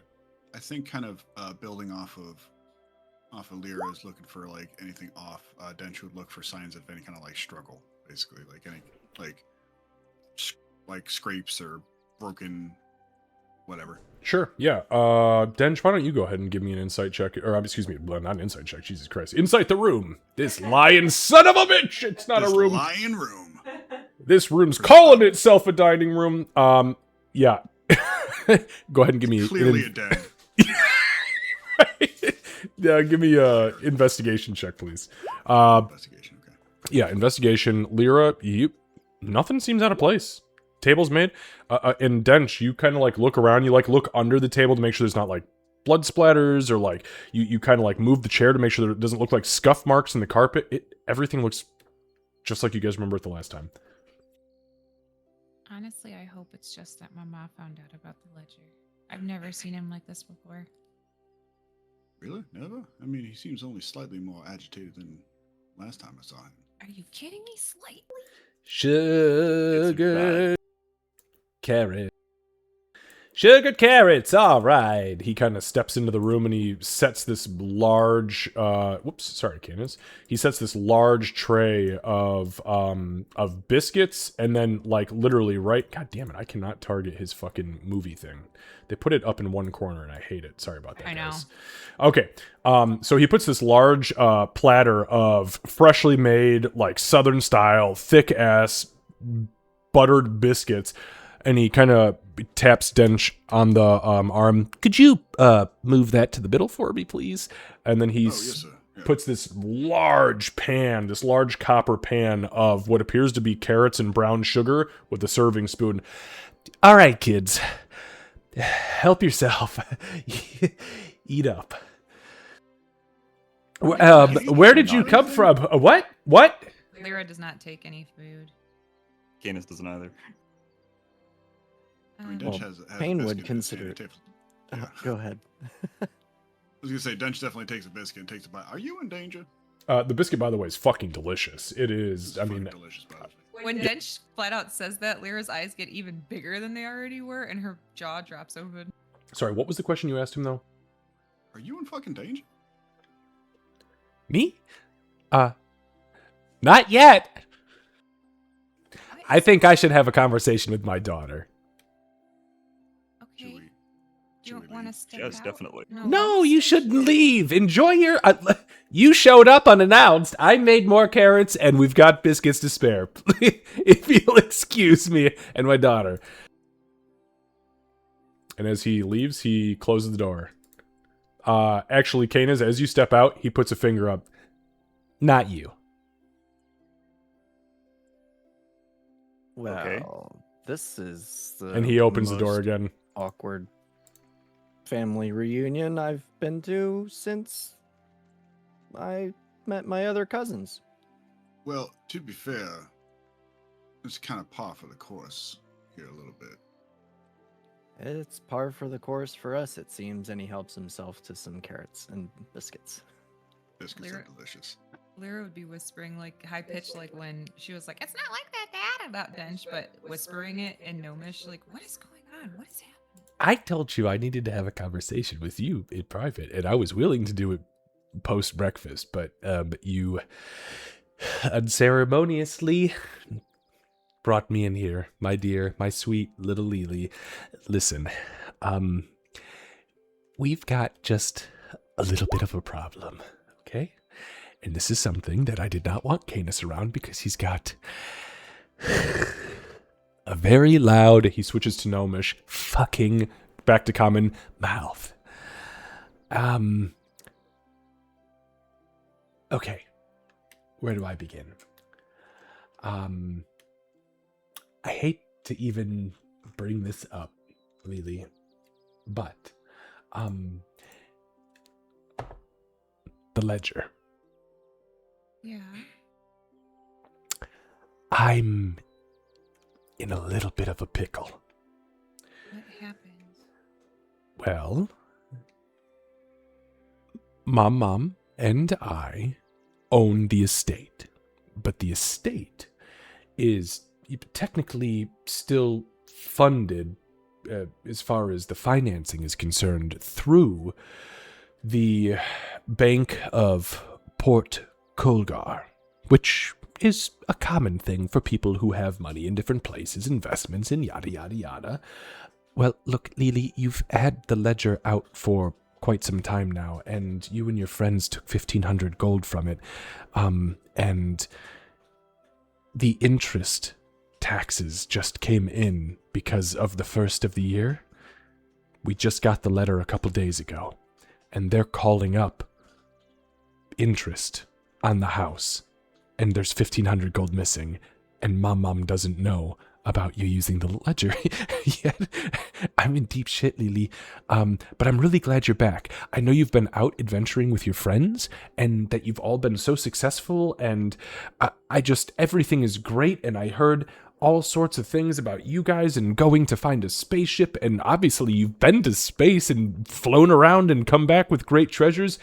But they're calling up a lot of actual physical currency. It's just, instead of what is owed through the ledger in the bank currently, I need 750 gold pieces to pay them off. Otherwise, we're in a lot of trouble, Lily. I don't want to have to move things around and tell Mom about what I did without technically getting her approval or signature on. So, could you maybe loan me that towards I'll give you the ledger again so you can respend it. I just have to get the bill paid in physical coin back to the Bank of Port Kulgar. When do you need that? When do they need us to pay it? Within the next couple of days, Lily. Wait, why did you ask me like that, though? I thought you and your friends were big-time adventurers and you've been out plundering evil dens and looting treasures from crazed dragons. Is that not what you and your friends are doing? Turns out that, no, that's not what we're doing. And also what we're doing doesn't pay very much. I will figure it out and get you the money somehow. And I will never use the ledger again. No. It's okay to use the ledger. I didn't realize that when I gave it to you, it was so close to the first of the year. That's the problem. The taxes come in on the first of the year, Lily, and today is what, the 16th? We got this 3 days ago. It took a little while for Port Kulgar's banking system to send the letter. I have the letter right here. You understand, right? I'm sorry. I messed up. I gave you and your friends the Papa. ledger, and Papa. what? Stop apologizing to me. No. I'll figure it out. I'll figure it out and I'll get the money to you and we'll figure it out. Okay. Wait, though, Lily, why are you still doing this thing if it's not benefiting you and your coin purse? That's silly. You can't spend, when Mom and I are gone, you're gonna get everything in the estate. I don't want you to waste all your money on your endeavors if it's not going to be fruitful. You've been gone for, 7 weeks now. You've made nothing? It's not that we've made nothing. I'm going to see if we can sell the ship back or something.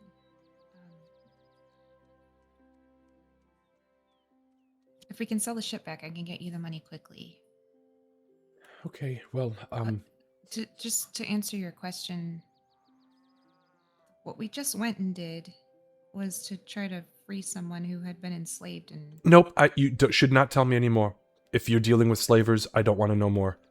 Right. They're masters of mental manipulation, and on the off chance I ever find myself in the throes of some darkened torture chamber, I don't want to be able to give up information because I'll break, Lily. I'll break quick. The first turn of the rack and I'm done. I know. Okay. I'll figure this out. Just don't... It's okay. It's gonna be okay. Okay, thank you. Just so you know, he kind of unfurls the scroll that he's kind of just materialized. He looks at it. We have until the 31st. Okay. See? That's fine. Okay. And Mama still doesn't know. Don't tell her. I won't. I'll be in deep shit. No, Papa, listen. If she finds out, tell her it's my fault. Just tell her it's my fault. You're crazy, Lily. I would never tell her that. I'm the one who gave it to you. You said you and Yeah, your but friends I needed all the spent money, it. so I gave it to... But I gave it to you. I didn't have to give it to you, but I did. Took it. No, I won't lie to Mom. She'll know I'm lying. She's very good at knowing when I'm lying. All right. Well, I just will do my best not to let it get to that point, but just consider that at least. I can handle it if she never talks to me again. I can handle it. Okay?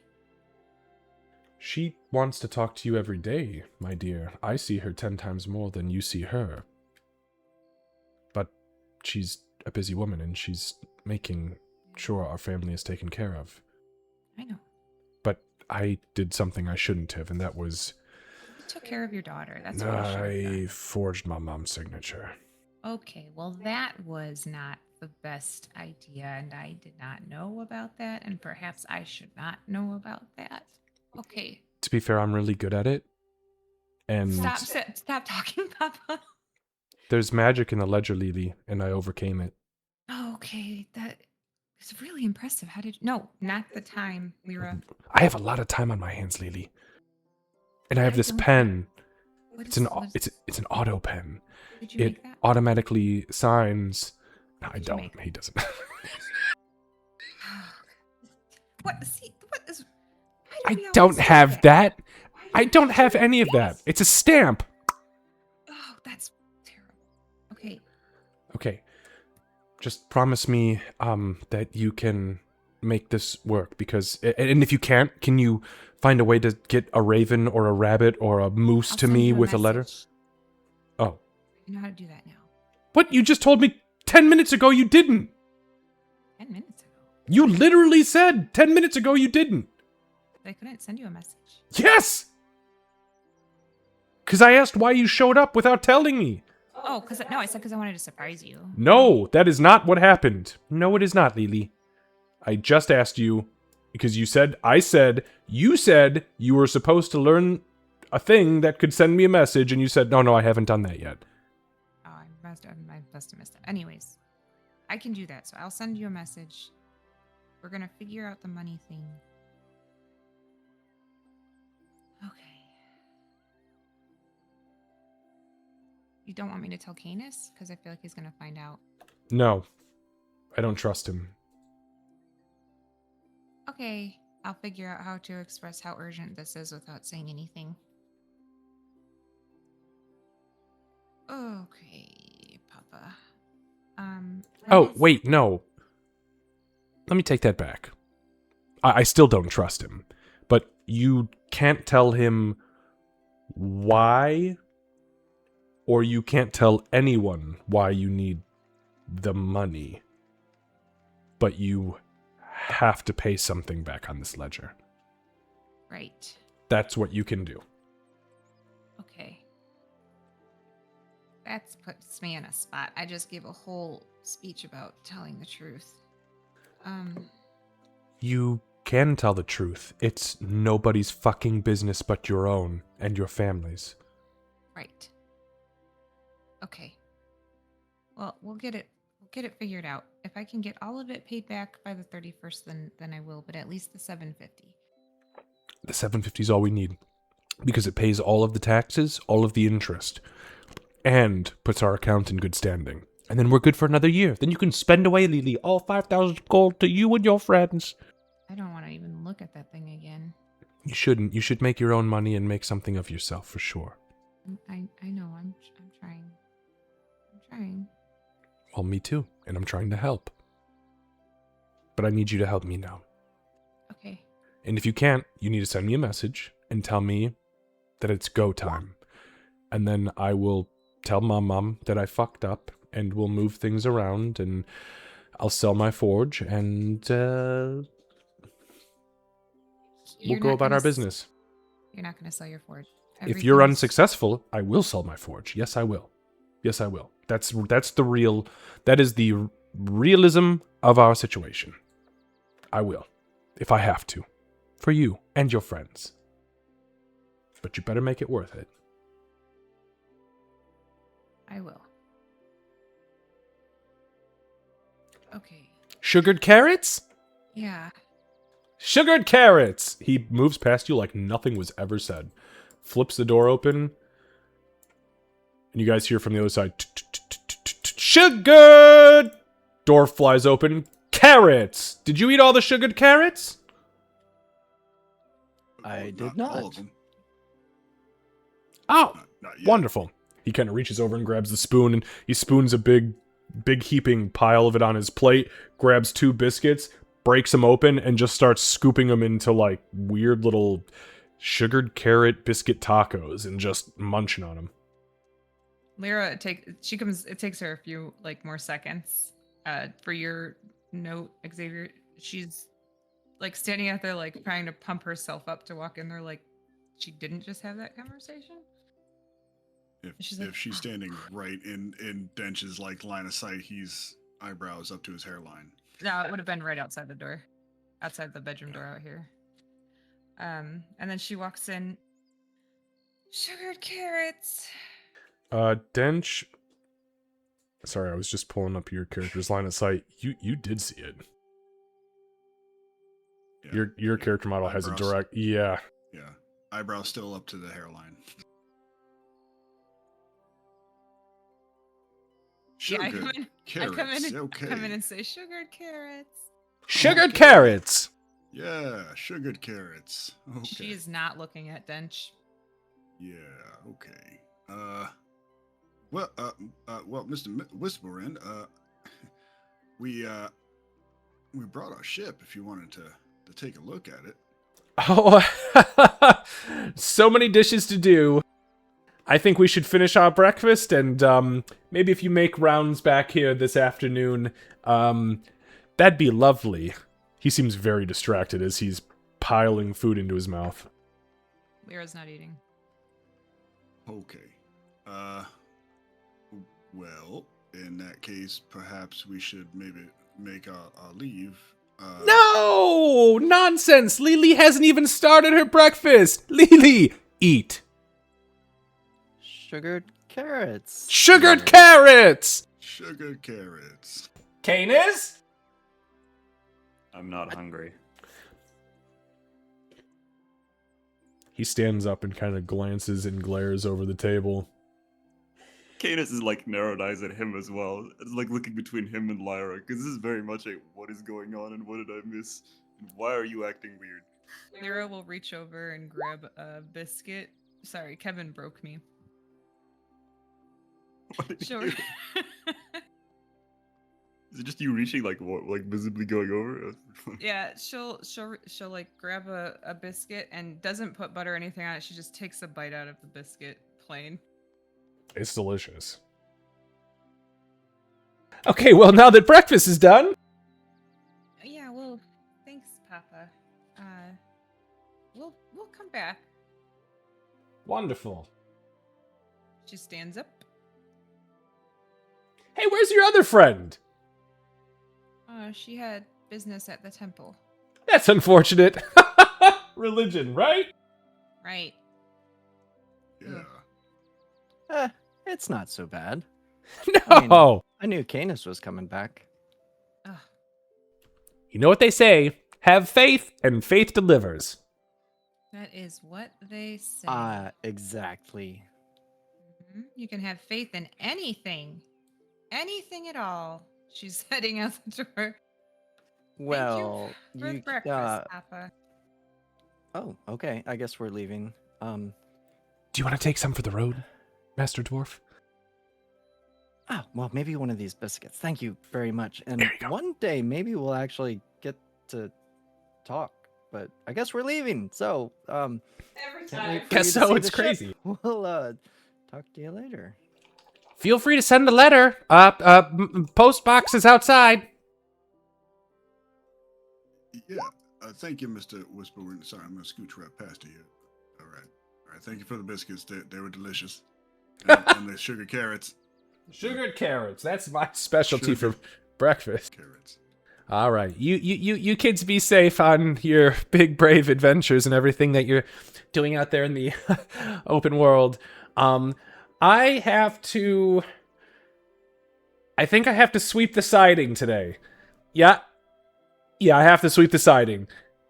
So I'm gonna get into my gear for that. Lily, I love you. He walks up and kind of gives you like almost like a mom hug.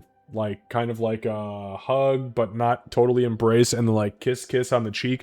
He does put his hand on your head and kind of ruffles your hair a little bit, but then he lets go and he's like, I have to digest some things. Lyra. Sugared carrots? And biscuits. I love you too, Papa. And her shoulders drop and she just turns and He does, and Kane is, and actually at this point, fucking all of you realize the dude looks panicked. Like he looks like he's trying to keep himself together for the sake of company. Does the siding look like it needs swept? God damn it, Payne. You know what's funny about that? I know you've already got a DM inspiration, and I can't give you another one because it's just not a thing, but damn, I want to so bad.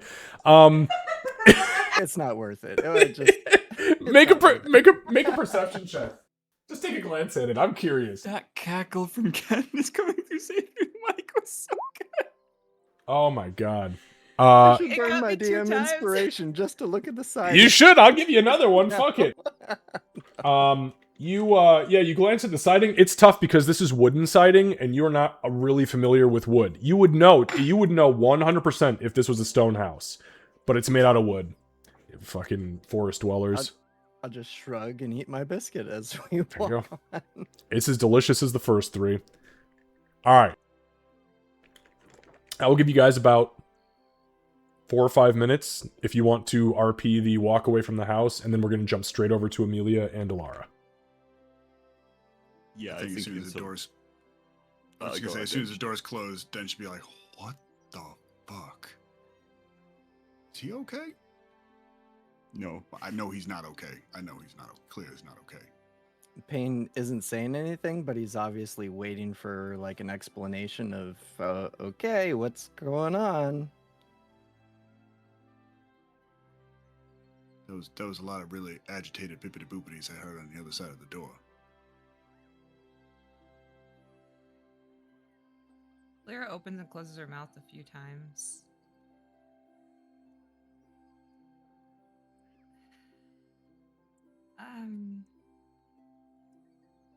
We need to pay back part of the ledger. So it's been the plan. Like sooner, like before the month is over. Oh, you got time How much? for that?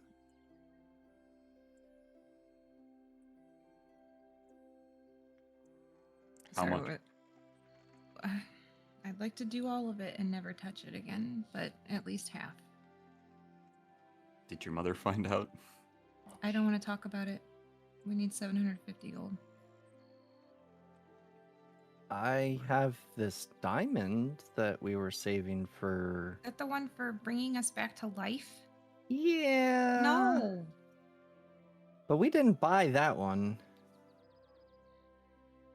I We think. need to. Where'd that come from? You know, I'm saying we. I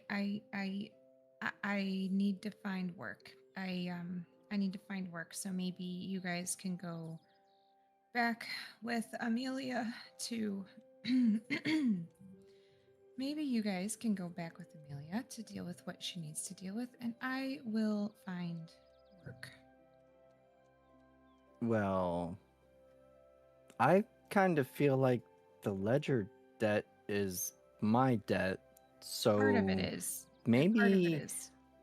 I need to find work, or maybe we need to find somewhere to get money. We'll work this out together. Maybe we'll talk to Cornelius and see if he needs anything that we can handle while we're here. We Well, do we still need have the we do need coordinates. money. Yeah, we have the coordinates. We do need money nonetheless for our pilot. We do need money for your father. So, maybe Cornelius has something for us while we're in town. Well, I don't know if he'll give us anything when we still have something we owe him. And I know that Amelia's thing is time sensitive, so if I have to stay here and find work in the interim, then so be it. But I've got to figure something out.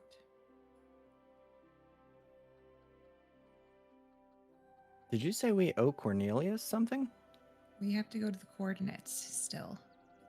Oh, We're technically Right. paid for it. oh, right.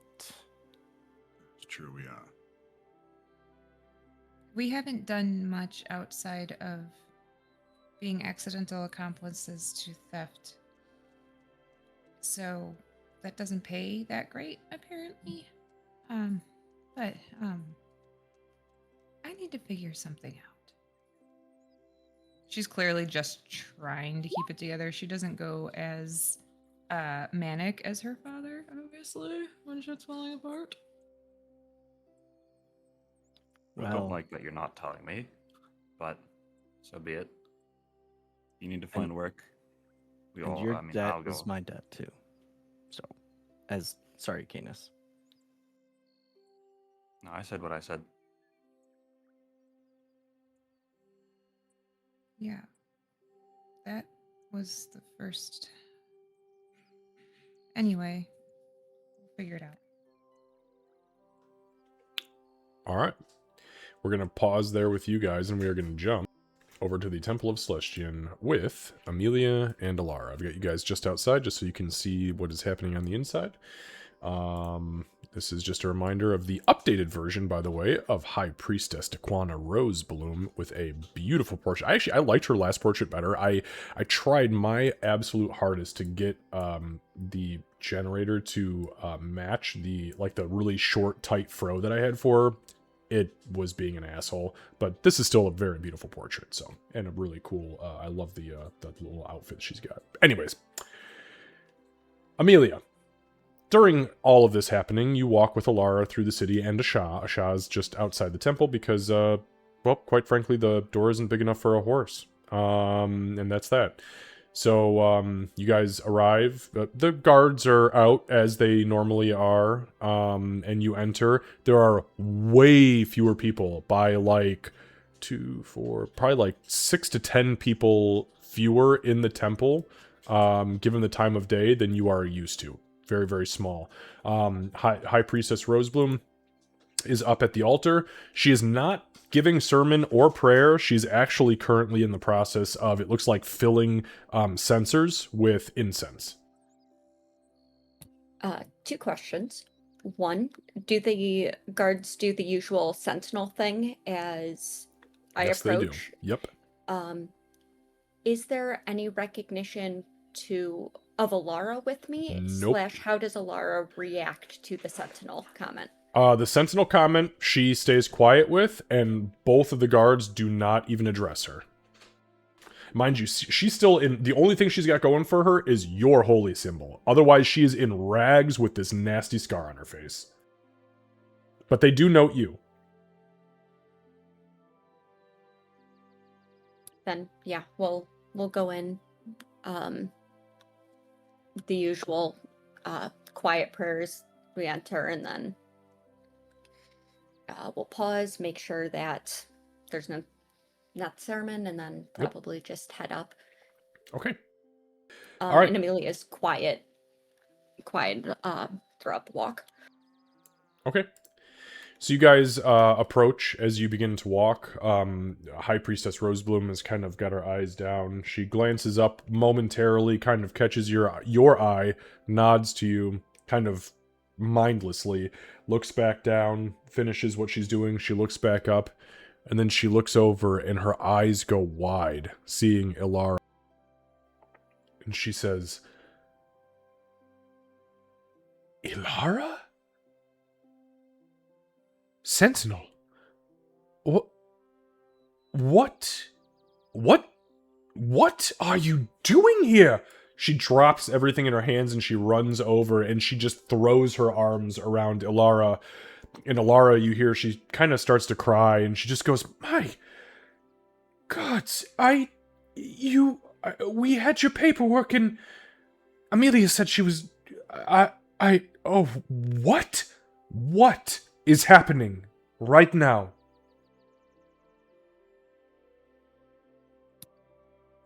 We brought her home. Who is we, Amelia?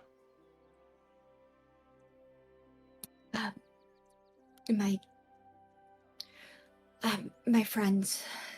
It was a long journey, but she's here. She's here. She's safe. She is. And you see Priestess Rosebloom begins to kind of like touch and trace the scar. By the Starfather, what have they done to your beautiful face? And she kind of like reaches up and grabs her hand and she just, Alara says, "They may have scarred me, but they've not broken the spirit yet. Daquana, it's good to see you. Staying out of trouble, I assume. And High Priestess Rosebloom kind of chuckles, and she...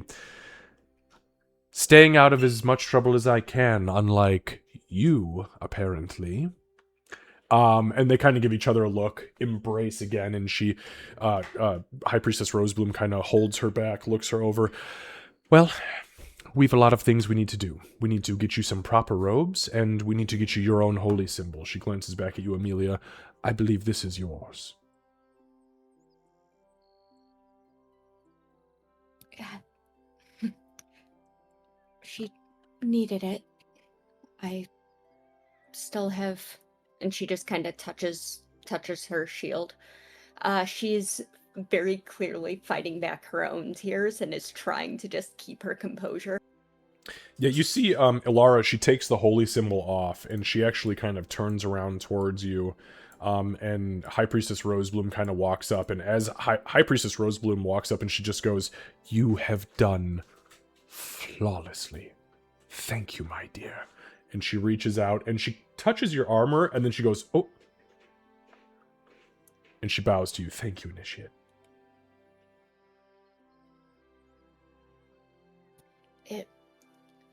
And her eyes absolutely like fully well with tears there. It was far from flawless. A lot of... The road's never easy, is it? You hear Ilara kind of chuckle as she kind of pulls you in close, regardless of Priestess Rosebloom's kind of like official stance on this whole situation. She just pulls you in. Fuck you. You know Paladin to me, kid. As she pulls you in, she kind of slings the holy symbol back over your neck, and she kind of, you hear her chuckle again, and she goes, "The road's never easy, especially when you are very sleep deprived, hungry, and have to climb a half wall. Am I right, Amelia?" She laughs at that. She's going to hug her back, and then very quietly, like when the embrace is done, she's going to say in Elven, "There's a lot that needs to be said and not a lot of time, I'm afraid.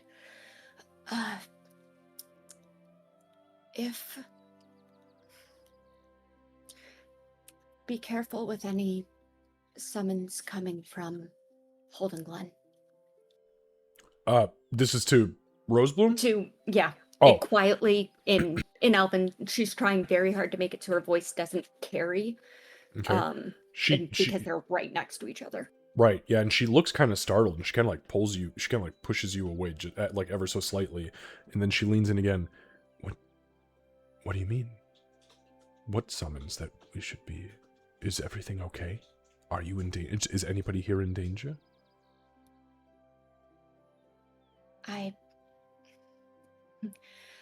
I believe that Celestian will protect everyone here. I'm going to go back home and see if I can figure out what's going on. Do you need the protection or the guidance of... She kind of points up towards the moons, kind of suspended in air above the altar. The church? Or is this something you must partake alone with your own wisdom? She kind of half laughs, but it's not a humor sound. It's more of a, like, I don't know, kind of half laugh.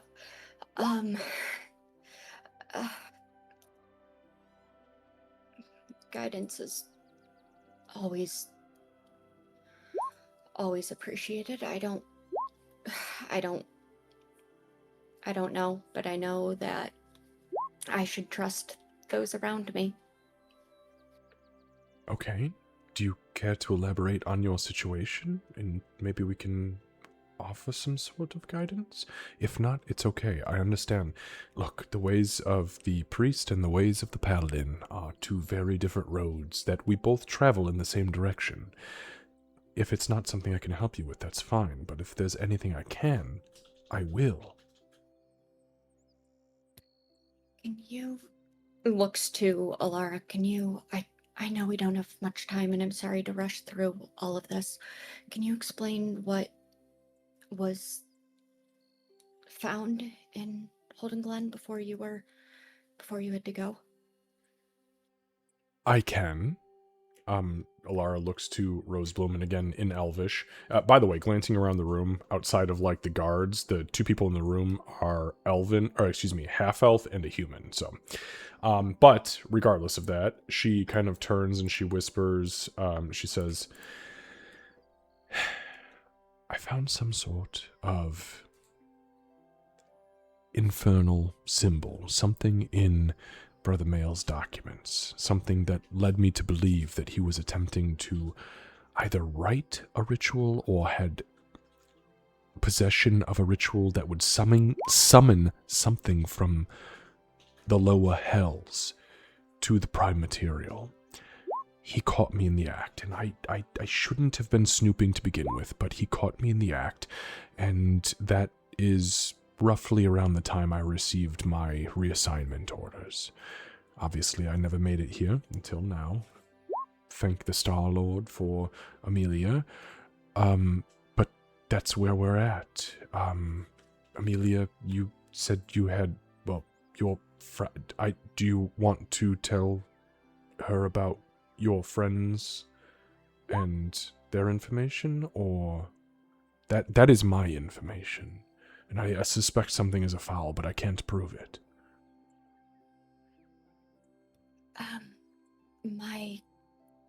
How much of... Okay, so she retained everything that she got when her brain was suddenly better? Yep. Okay. It was just hard to process after the fact, but you still have recollection of it. My...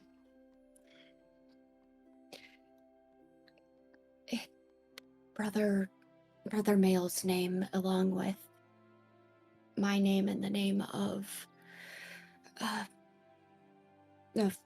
my father's name, were in the records of in Ankmir. They're infernal records. I don't know a lot, but it's not good. And now with this summons back to Holden Glen to pass judgment, I don't like any of it. You see Rosebloom kind of take a heavy step back, and she kind of thinks about it. Oh, my dear child, I'm so sorry you've been put in this position. Here is the guidance I can offer you. Obviously, you suspect something of Brother Mail, which is understandable given the information you've told me. The problem is, everything you've told me so far doesn't prove anything. It's purely circumstantial. You cannot produce hearsay. And she looks to Alara. I mean, not to question what you are saying, my dear. My point is, if you cannot prove physically that there is something else afoul there, we can do nothing about it. Even if we were to summon the Inquisitors, they would be able to do nothing about it. On that note, Amelia, if you do truly suspect that there is some foul business here with Brother Mail, I can put in a call to summon Inquisitors to head to Holden Glen and begin an investigation. Unfortunately, that process will take, she stops and thinks, probably 2 weeks, minimum, because they are being summoned from Mount Celestia, from the church. From the church. And they will arrive, more than likely, in the town of Gilb, to the far east, on Trinity, which is where the gateways to the other planes of existence Once there, they'll have to travel west, and then south to Holden Glen, and that will, I assume, take probably 2 weeks, give or take a bit. It is a very arduous journey for us to request and summon Inquisitors, and it's not something the Prime Material does very often as far as our church is concerned. But I can do it if you would like. It will, however, require that we pay a tithe of 200 pieces of gold. If you would like to fund that, I would be more than happy to put the summons in today.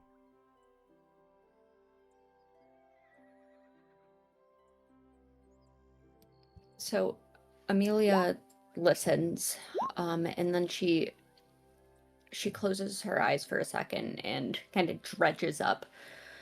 Okay. Lyra said, what was it? She read something about a cultivated asset and successful placements, and what was that other one? Ecclesiastical infiltration.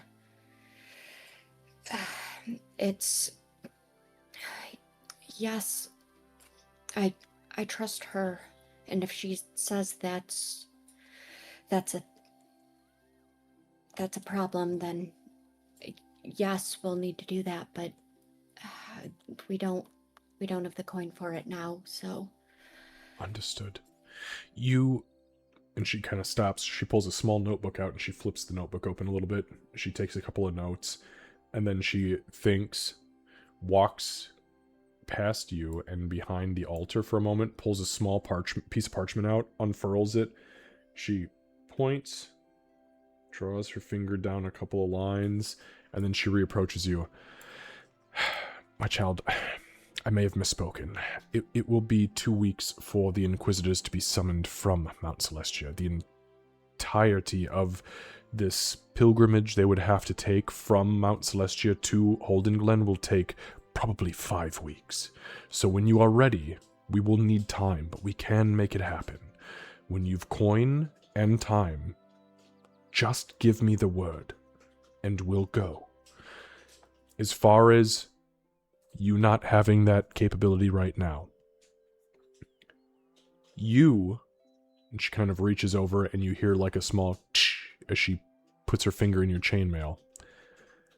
You currently have authority as an initiate of your order. Yes, don't look at me surprised. And she kind of pokes a few times, kind of like pokes you in the ribs, and she kind of like watches you jump, and you hear Lara laugh, and she goes, "You've authority.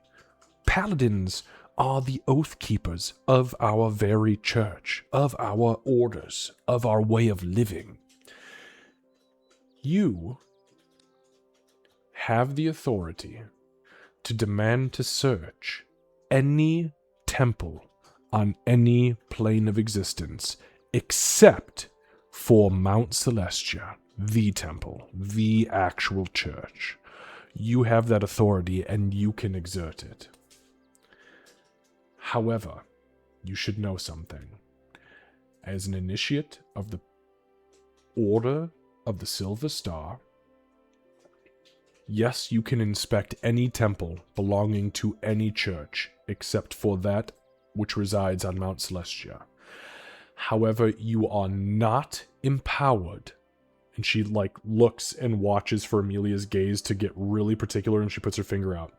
"You are not empowered to render judgment upon any who outranks you," which, and then she kind of touches your shoulder and whispers, "unfortunately is pretty much everyone right now. You are also not empowered to seize church property, detain clergy, remove artifacts, nor directly accuse without physical evidence. What you've done today, Amelia," and she winks at you, is brought suspicion, you are not authorized to directly accuse. Do you understand me? She takes a moment as she's processing it and just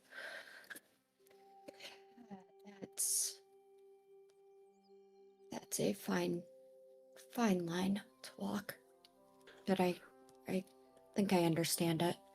She kind of laughs and she says, "Sweetheart, your entire life is a fine line to walk now that you've become an initiate of the Order of the Silver Star. This is just a secondary line, giving you more authority, but also giving you more restriction." Am I able, or if there is the expectation for me to pass judgment on someone not of the church, what are the boundaries there? Show me the scroll. And she'll produce it. Yeah, so she pulls open, she takes your scroll, she opens it up. Give me just 1 second, because I do want to make sure that I read this correctly. I cannot tell you how many times I've read through that thing. She, so she reads it over, and then she goes back to the top, and she reads it over again, and she goes, "Oh, goodness. Your Corin is not officially a member of the clergy, Amelia, but he is a member of the church. When you left, he took homage. He took refuge within the bosom of the church and dedicated himself. So it is your legal authority to answer this summons and to pass judgment should everything align."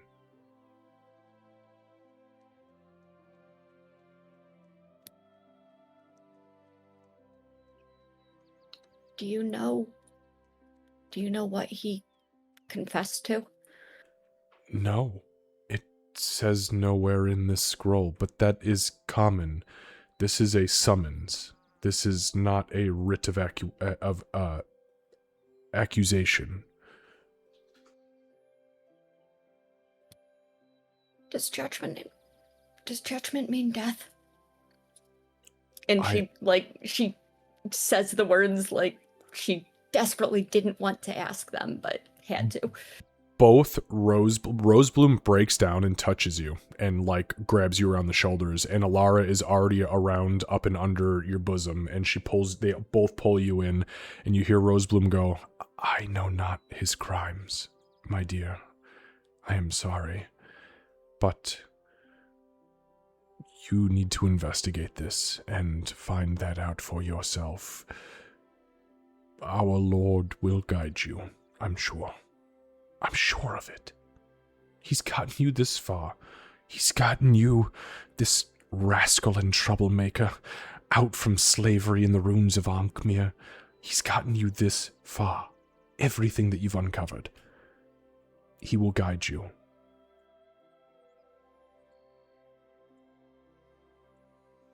And she just nods. The path we walk. We're going to be going there next. I know we only have a few days. We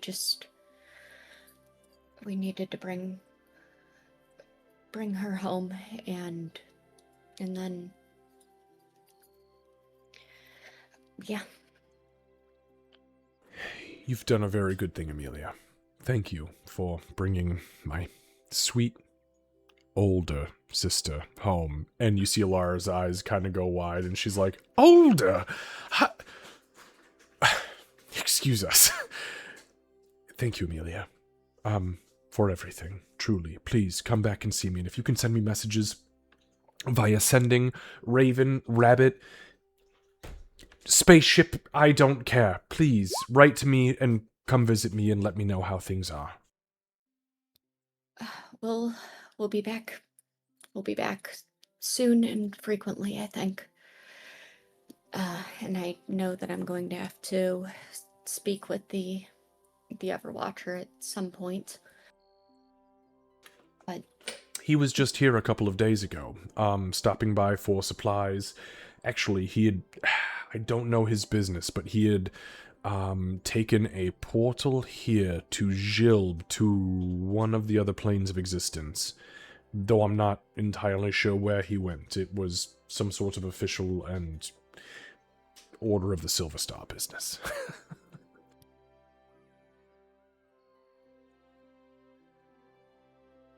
well, when our roads cross again, then take care of her. And she says it to both of them, not looking at either one of them in particular. You get a chuckle out of both of them, and then at the same time they both go, I don't need, and then stop, and they kind of laugh and embrace each other, and then they kind of both give you, a shoulder pats, and they just immediately, they don't ignore you, but it's like two people who have literally spent potentially hundreds of years together, at least on and off, just go into quiet, giggly excitement. And Amelia is going to take in that sight for just a moment, because that's a lot better than the horrible blood monsters she normally has to imprint in her memory forever. And then she's going to go directly back to the ship. She does not pass go, does not collect 200 gold. Even though Well, that would if be you could, helpful. please, that'd be great. That'd be good if you could get that gold, that'd be great. Yeah, we Nope. really. Sorry, I could have, but I promised to go back to the ship without making any stops. That is fair.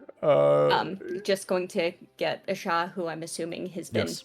enjoying the freedom Oh. of movement. Not just that, she is fucking up the clover in front of this church. She has been, since you let her out of the back of that ship, she has carved a fucking path in the natural elven clover all the way to it. It's like watching one of those old like Disney cartoons where the horse starts chomping and it cuts a path through the damn weeds. She's cooking.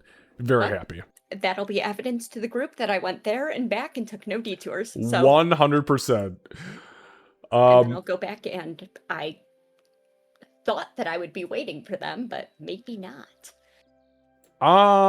Yeah, no, I think that we'll say for the sake of brevity that everybody kind of pulls up right around the same time. We'll say that you guys get back a little bit before because Amelia's trek was a little bit longer.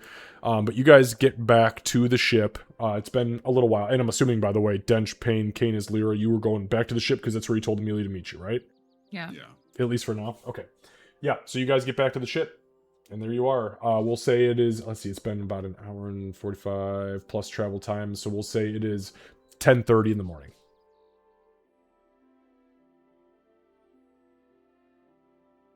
Lyra hasn't said shit since she told you guys about that. Yeah, I think we're gonna need to send some kind of message. I know you mentioned, said earlier that we didn't want to send a message earlier to Cornelius, but I think now is probably a good time to do so. If you're up for it, Lyra. Sure. You want me to just let him know we're here? Yeah, maybe let's just start with that. And I do not think Cornelius is going to give us any more money, if that's a thought. yeah, probably not, but it's good to at least let him know that we're in town and we brought the ship in case there was any kind of talk about it, It'd be good for Fair him enough. to know. I can let him know. Should we Thanks. just go talk to him? We gotta wait for Amelia. She'll be Well, back yeah. here. Yeah, once she gets back. I mean, I suppose it's not a bad idea, maybe talking to him face to face if he has the time. And we should gather some things together that we don't need anymore that we can sell. Like I'm gonna grab some things, and we're gonna sell them. Like Dalinar's armor and that silly Oh, trap you and the don't need spikes. this And stop it! pain. It's my debt. It's my debt. You're owning the whole thing. It's like 500 gold for you. Well, I'm the idiot who took it. It's nope. Well, this is what I can do, and that's what we're gonna do because we can, and it's really minor. We should consider selling this diamond and the revivify scroll and that scroll that the rats peed on. Were you able to clean that up? If it smells, it might not sell for as much. yeah, it's fine. I do not think we need to sell the diamond or the scroll in I all think you should honesty. keep at least one How many revivify scrolls do you have? I have two.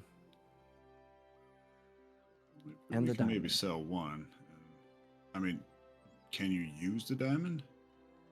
Yeah, to cast the revivify spell. The But problem comes in that Amelia cannot cast the revivify spell. She would need the scroll, but she has her doubts. Amelia shows up. Now speak of the devil.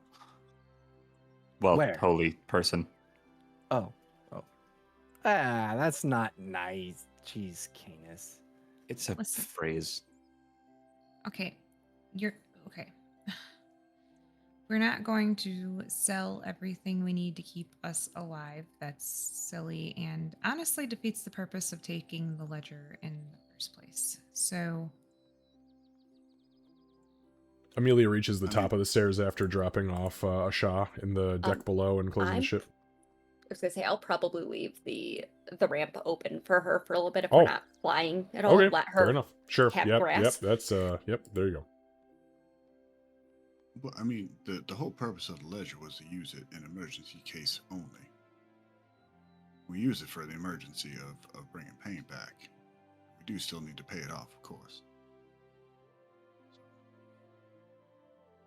I mean, I think probably best if we leave it, obviously, with your father. I mean, he'll probably be more comfortable with it there with him. I'm not touching that thing ever again. Yeah. I think we have till the 31st. We deal with our business right now.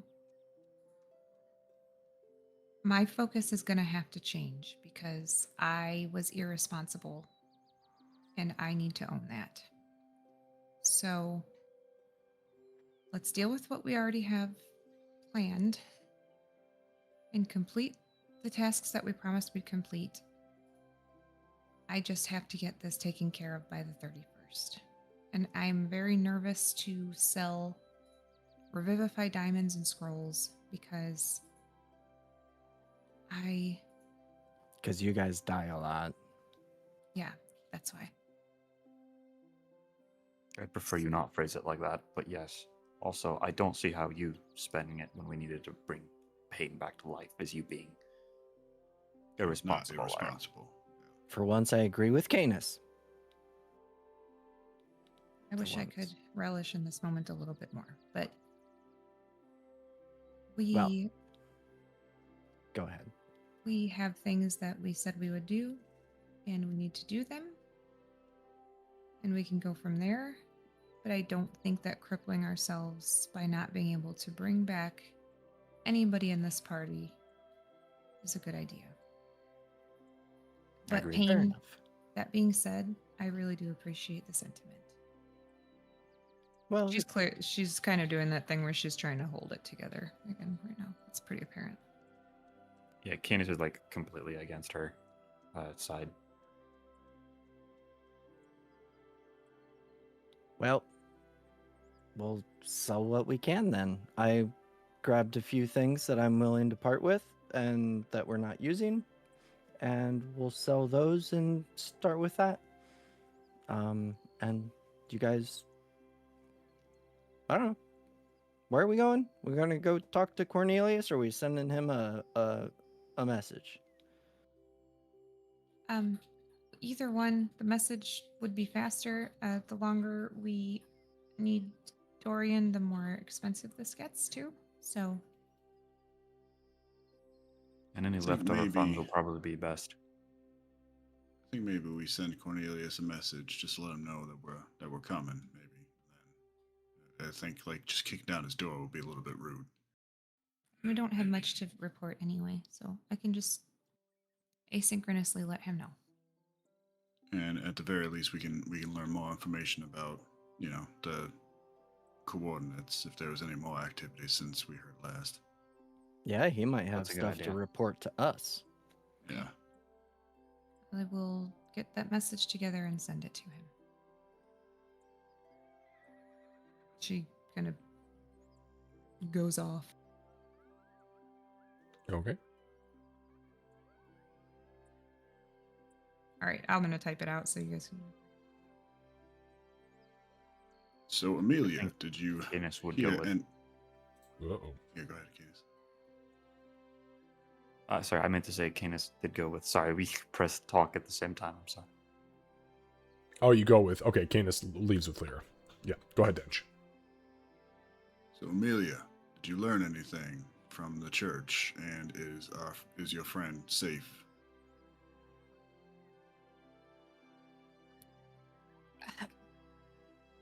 Yeah, I. Priestess Alara's back safely. I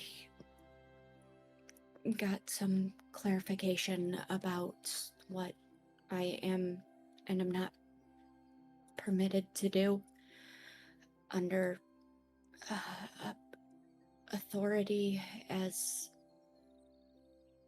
under my authority as an initiate, and I asked for some advice about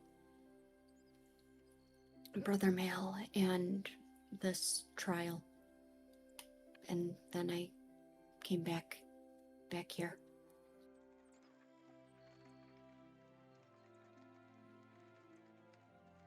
And she assume is- There's nothing actionable for us to use at this moment.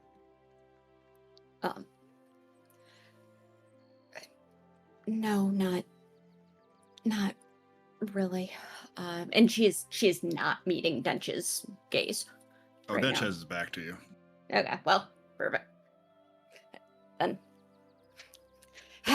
she no, not really, just that we all need to be careful, and if any accusations are going to happen, then just making sure there's actually evidence and making sure Did that you make accusations? no, no, they were very, very clear about that.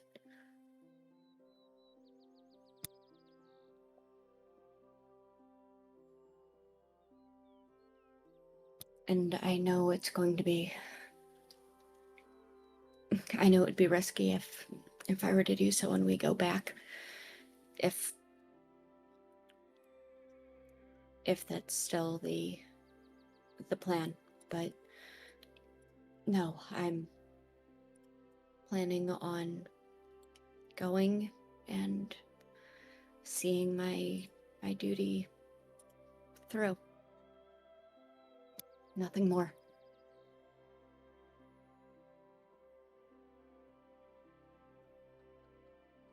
Lyra enters the room with Canis.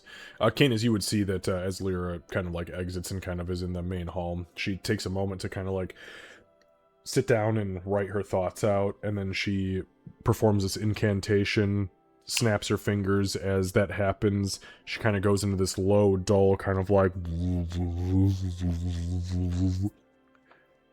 energy stops.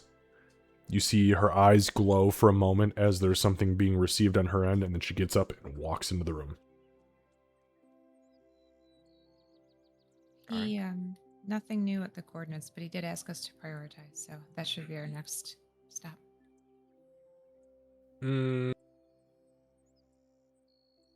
after Holden Glen. Okay, I was gonna say, do we want to semantics that? Because that's not exactly what I said.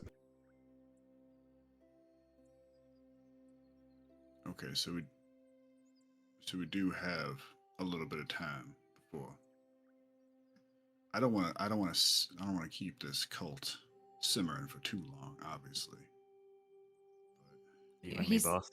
He said that they fear the worst but expect the best. So we need to go to Holden Glen, deal with what we need to deal with. Her eyes will go to Amelia, and then the coordinates need to be next, and then I need to get back here. We will. Hey, We'll be back. Thera, we have a lot of information on a lot of different things about that tower. Do people pay for that sort of knowledge? Paying that Like is not that stuff old we should man? hand out.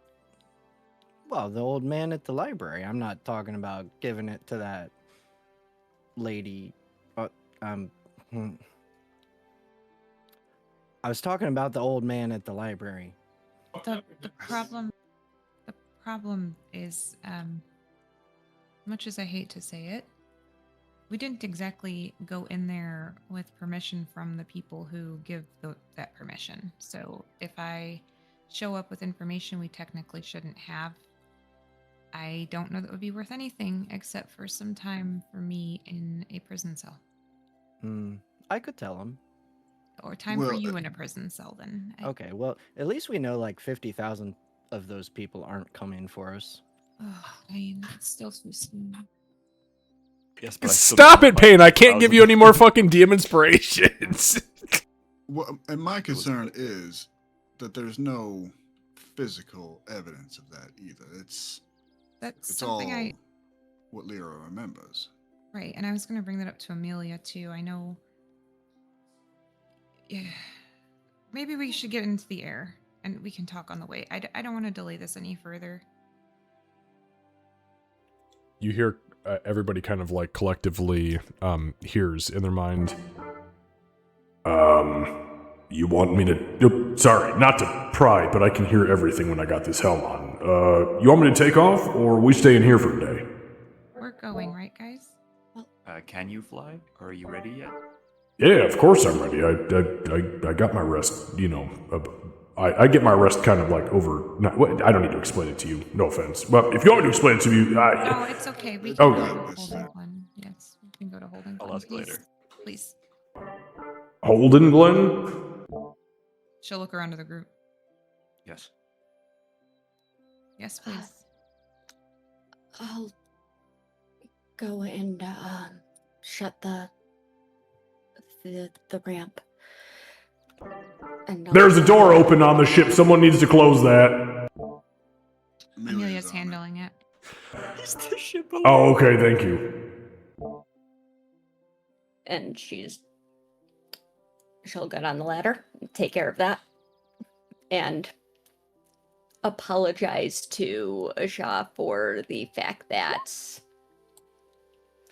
can't get her supplies at the moment. Yeah, you would get a response from Asha too. She would say, "You don't need to apologize about anything. I haven't eaten fresh vegetation this delectable in thousands of years.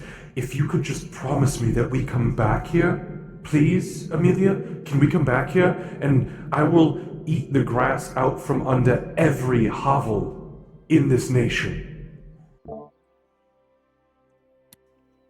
If Please?"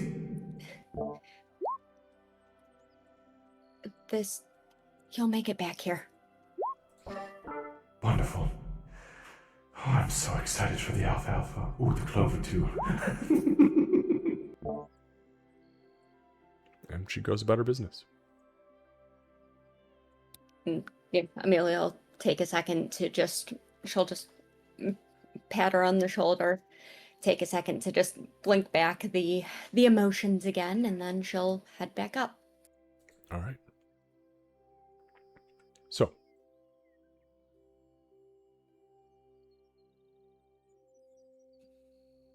You guys give Dorian... Oops, sorry, go ahead. Dench, please. Yeah. So the plan is that we're gonna go to Holden Glen, pass judgment on Amelia's father.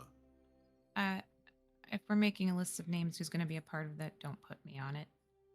Yeah. If it comes to having to execute Amelia's father, surprise, surprise, we may not be part of that whole endeavor. Well, it's kind of a Well, one-person thing anyway. Yeah, and Oh, yeah, Canis and I need to hit the temple that's there. The temple of Cemetnu. I would like to visit, yes, but also I do think Amelia is unfortunately the only one that can pass judgment, according to what she said. We should support her as best we We can. will. That is the intention. I'm just saying whether the actual execution act of it, I don't think we can participate. Well, we Ah, are Yeah, supporting I her. would probably agree. We are supporting her by the ship, us on it, and us getting her ass there. Yep. Let's not forget that. Yeah. She just might need a little more direction than that. Yeah, speaking of, okay, you can't say my friend has ideas in her brain that make this guy in charge of the church look bad. It's not going to hold up legally. So I don't know if you've got any other kind of evidence.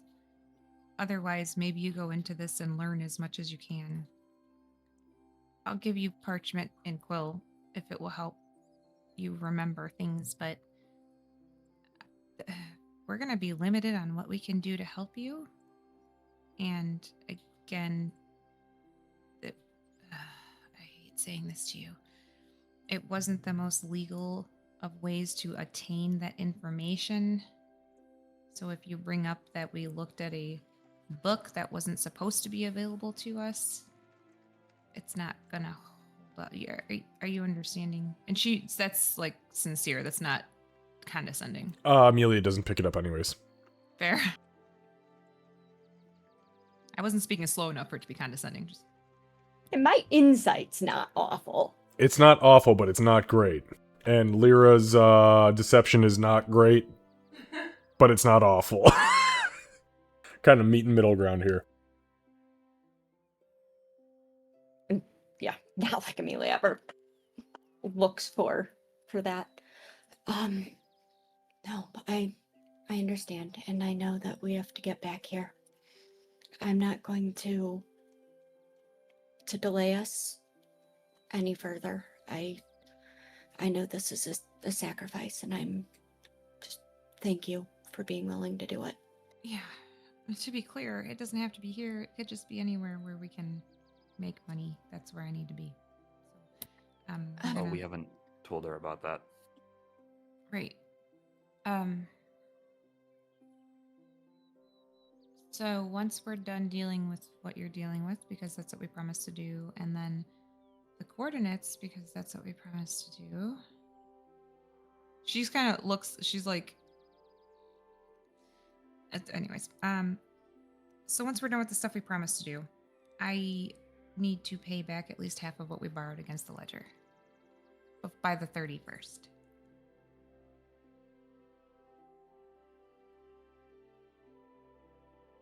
That's what you were talking about when I came in.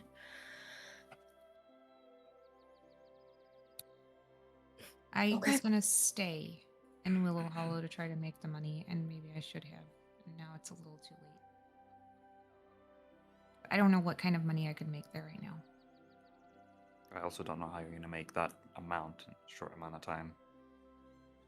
That is a lot of money for just working. Yeah, and as Canas and Payne say that, the wisdom, their wisdom combined, regardless of what it might be, and everybody's just common knowledge of existence in even a major city, work, if you were to do like full-blown downtime work for 2 weeks, you're going to make, if you're lucky, 5 gold pieces apiece. If you're lucky. If you are like a hardcore top tier specialist of your field, maybe 10. So the amount she's talking about is absolutely unreasonable.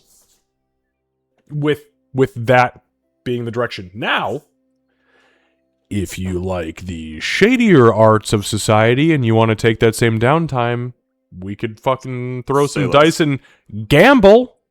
I might be But you'd looking have at to it. gamble all of the money you currently have.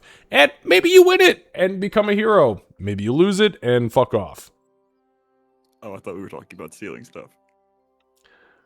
You don't even have thumbs. You can't steal shit. Good luck getting past a lock. I'm not carrying all your stolen shit. Get out of here. We just need to come across 1,000 gold. Hell yeah. And Lyra, you're carrying way more stolen shit than you even realize right now, by the way. Thank you, Canis. Fucking Canis. Yeah, and once again, I could have said no to the ledger. Okay, everybody? So, I could have said no. Nobody is blaming you. I know that. Dench. She's blaming herself, Dench. I've tried to tell her that it's my debt. I'm the one that died, and that's the why we needed the ledger in the first place. But we didn't need But- to buy 2 revivification scrolls. It's fine. I'm not trying to place blame. What I'm saying is that if there's other shit that has to get taken care of in the interim, this was my decision. I disagree. Okay. You'll get paid. course you do. Don't worry. We'll get it. We'll get the money. The ship is moving, by the way. You guys are in air and flying. You are actually almost like out of Willow Hollow proper. I hate to say it again, Lyra, but I've got faith that we'll get it. Does that often just out of curiosity, 'cause Hey, you have a Canis lot came of back. faith. Yeah, Canis came back, didn't he? If we have faith for everything, eventually you'll be right. You can have faith in I don't think you want me to have this conversation. Okay, I'm just okay. Anyway, Amelia, I needed to ask you because I've got 2 things that I could do that I think would help in holding Glenn, but I think you said that you could tell when somebody was lying, correct? Yeah. I Oh, believe I have that ability. Also, I've never tried. I just don't think that's a good approach, Payne. Just in light of recent experience, maybe don't go in with the idea to lie. What are you talking about? when do Well, you- I lie? I'm about the most honest person here. Just suggested lying, though. No, I didn't. I said, can she tell when somebody's lying? And she said she can. I see. So you mean when she's talking to this male? Mael. Yes. Yes. So she can. Okay. Let me back up because I think this was a conversation me and Amelia had. I can cast a sphere, make an area where it is very hard to deceive somebody by telling lies, or they can bend the truth, maybe. But if Amelia can already do that, then what I can do is the same thing that, gosh darn it, my ability with names Priestess Alara did is I can boost Amelia's intelligence for an hour. That's So is useful. this an obvious thing you can do? Like, I mean, like, what I mean by obvious, I mean, like, is it just like this big, like, glowing sphere of, like, clearly if I walk in here, I'm going to be having to tell the truth, or is it subtle? Like, I don't know. I never done it before, oh, but I boy. wouldn't care. I'd be like, hey, Well, you wouldn't care, but the person walking into it might. That's all I'm saying. well, have if faith. they walk It's- out of it. If you're going in the direction where I think you're going. Yeah, but we don't need it because Amelia can tell if somebody's lying. Let's just She stop thinks- for a go ahead. second. Lyra has Amelia- faith. I heard her say it. I have faith that that won't work. Dang it. Amelia is not going to be able to. Amelia, damn it. Amelia is not going to be able to walk. Okay, we need to put her on a straight path. That's what all of us should have learned from what we just went through. Right? Let her go in. Because you know what? She's going to walk in and go, I can tell if you're lying. We need to make sure that she goes in there. Amelia, you're present for this conversation, by the way. Oh, I'm aware. Okay, all right, I stand back. We need to make sure we set her up for success in this. I don't think we're going to be able to help, and I don't think that having her go against something she's uncomfortable with, is a good idea. We need to make sure we send her in there so she can do what she does. And the best we can do for you at this point, Amelia, is just be here. Well, sort of there. We're going to be at the temple dealing with a poem. I agree, Lyra. Amelia, are you comfortable with me making you smarter for an hour before you go talk to Brother Mail? Um, I will trust all of your judgments, like I should have before. Whatever you think is best in this. Well, I want you to trust us, but this is also your thing, so And it's your dad. yeah. So we have to follow your lead, kind of like we wanted to do in Ankmere, but we are one step right behind you. You know what I mean? Like, I want to help, but I can't do this for you. So if you would accept me helping you by making you smarter before you talk to Mail, and that would be okay, I'm all for that. I would gladly accept any help you're willing to give. Awesome. Does that sound right, Lyra? Huh? Yeah. Okay. Okay. Lyra, Sound like a plan.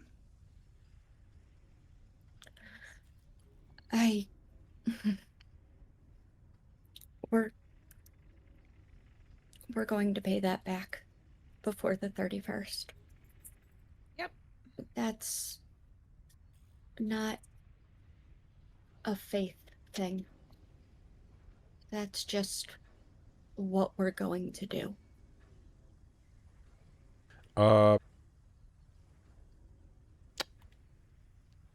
Lyra, make an insight check.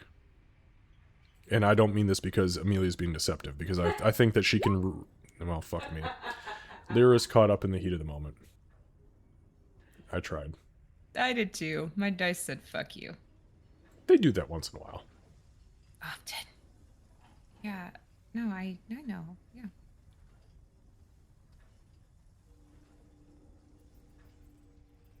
Thanks. I think And once we're in Holden Glen, we'll try to look for other ways to make money as well. What kind of things we can do in Holden Glen? I've never been there, but You can farm and you can become a paladin. Well, the Pass paladin and happened to pass. lie elsewhere.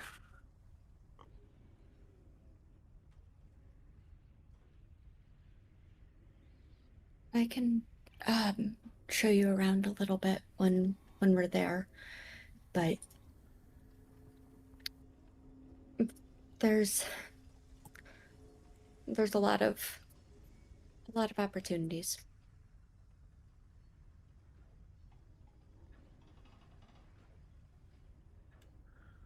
Okay. Hmm. Oh, sorry, I don't want to cut you off. that was it.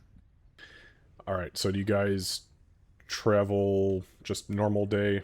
Or, yeah, I mean, I guess it is a day. You guys travel normally, though? Anything else I need to know about before I put you in Holden Glen?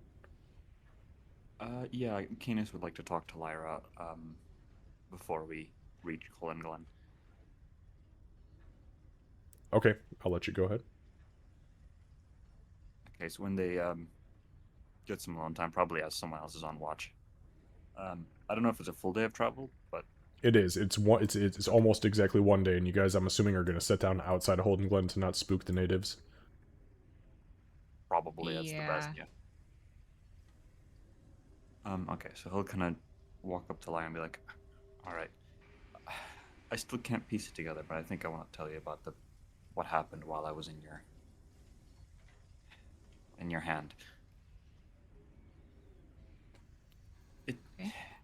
wasn't like last time. Last time I was at a river and there were paths, um, and trees and plants growing at the side, and I was fed fine, did nothing for what probably was 5 years, besides learn 2 languages.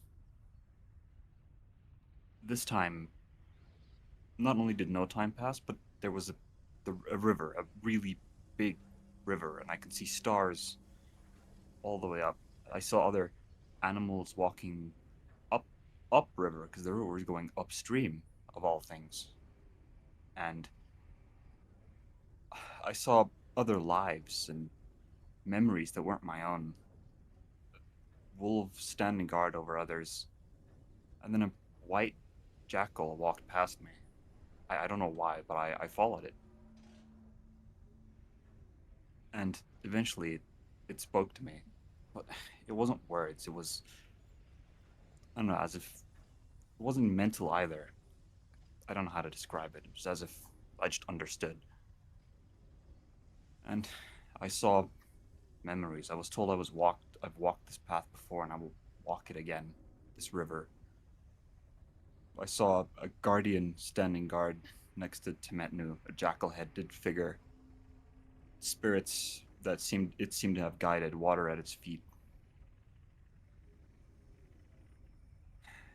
It's a lot.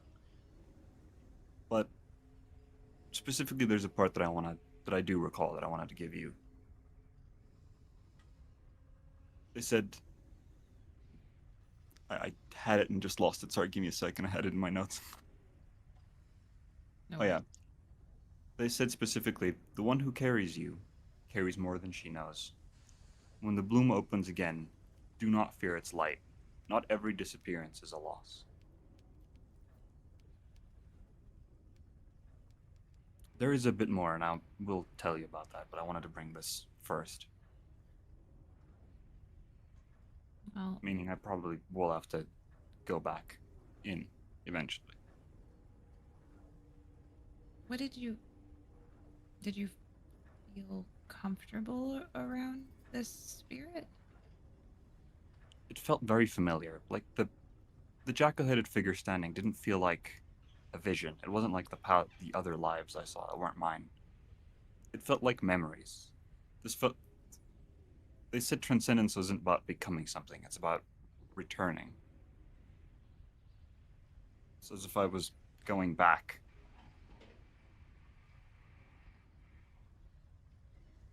Okay. Does that feel right? Oddly, it does. Feels like it's what I should do. This Then we need to do it. quest for these items.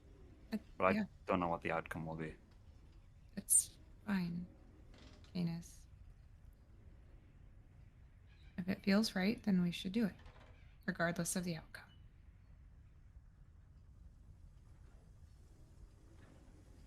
I do want you to know, Lyra, that unless something drastically changes, which it won't, I'm telling you now, I'm not gonna leave. I know you've had a thing of repeatedly asking me where I would rather be if I wasn't your familiar. If I wasn't your familiar, I wouldn't know you, so I wouldn't be here. But I am, and even if I was given freedom right now, I could walk off on my own. I'd still be.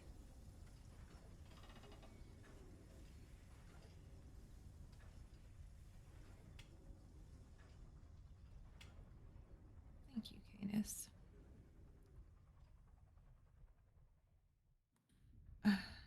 We need to make sure that we do go to the temple. Would like to, yes. You deserve that. Thank you. I appreciate it. Of course.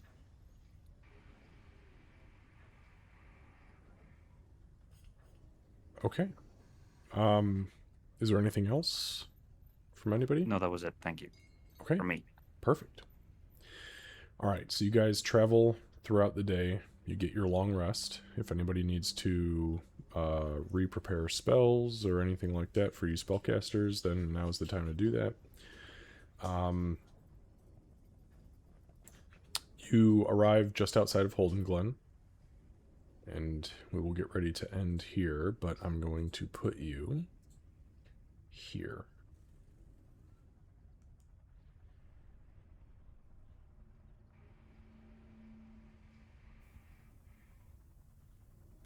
Okay, so do a quick narrative for arriving here. So the wilderness gradually softens as you approach Holden Glen. The roads narrow into a winding path bordered by wildflowers and tall grasses that sway lazily in the warm breeze. Birds can be heard, well, not overhead, but underhead, I suppose. And somewhere in the distance comes the steady rhythm of a water wheel turning beside a creek.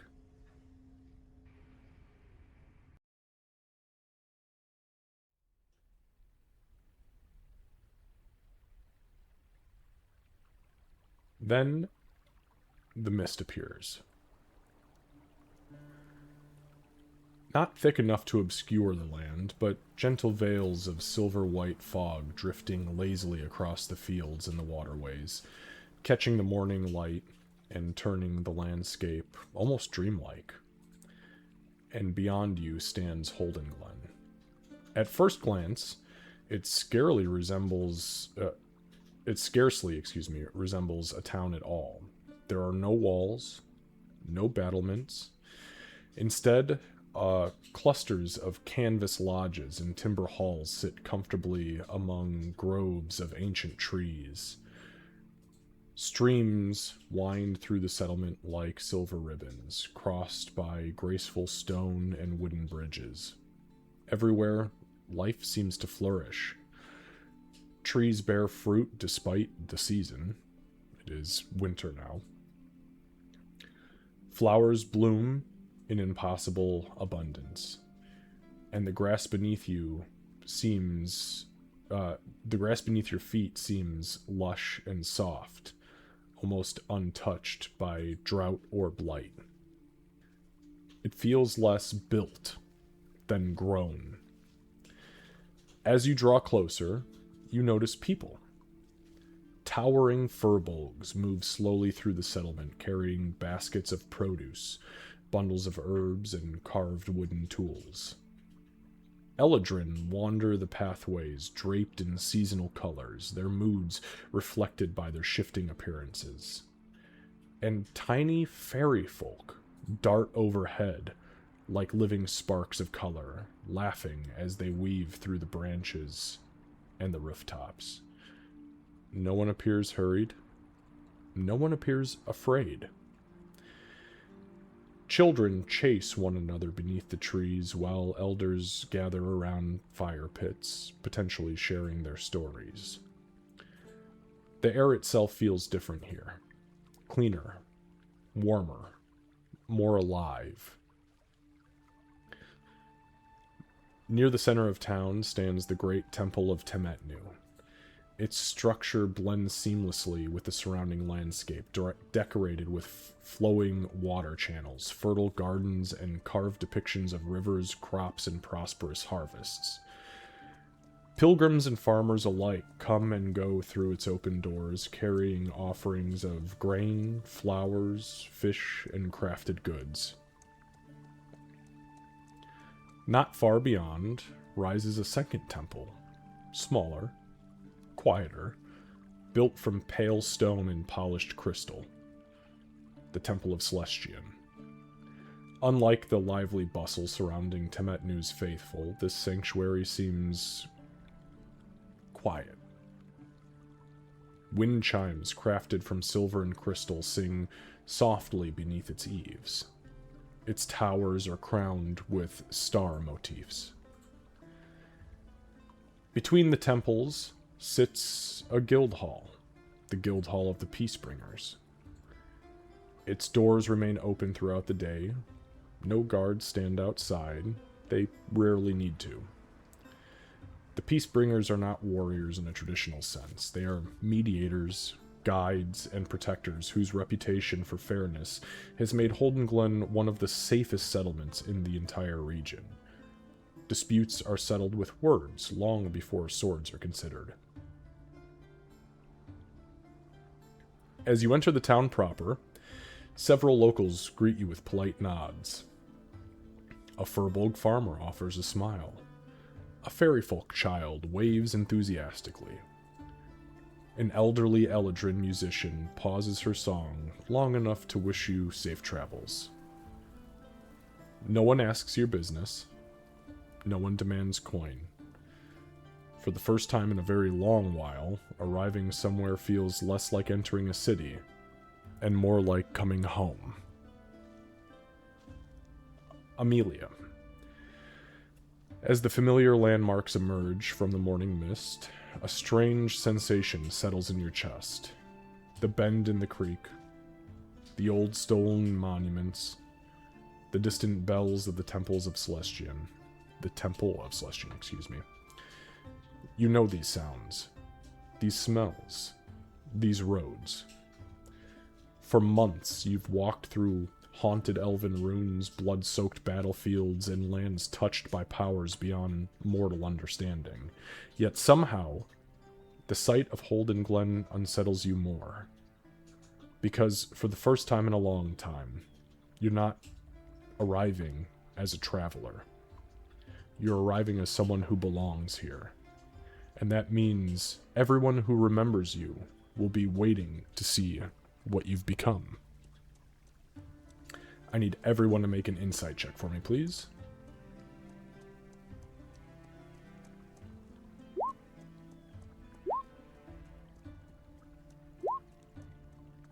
I also have a very, very, very quick thing as we get closer, and that is just that Amelia, she's not going to have her armor on as we get closer.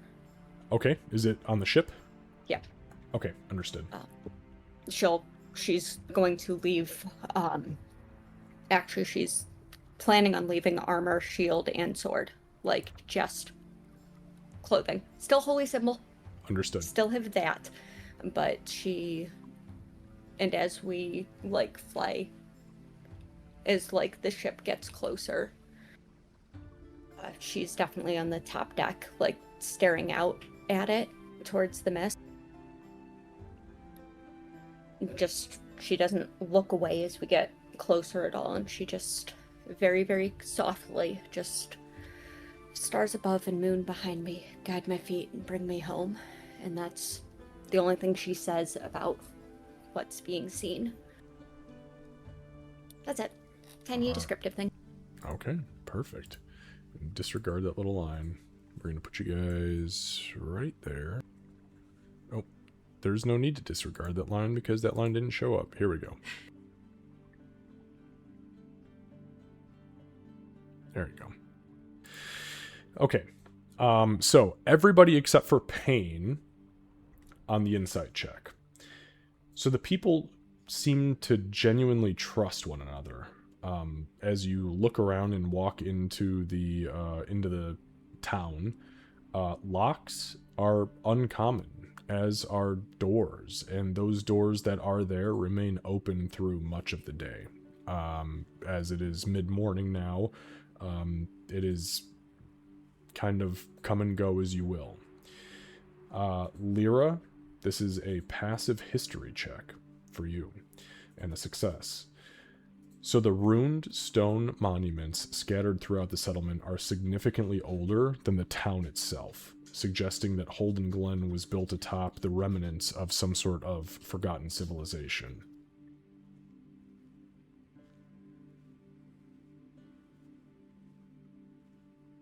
Canis, this is a passive insight check that is a success on your end.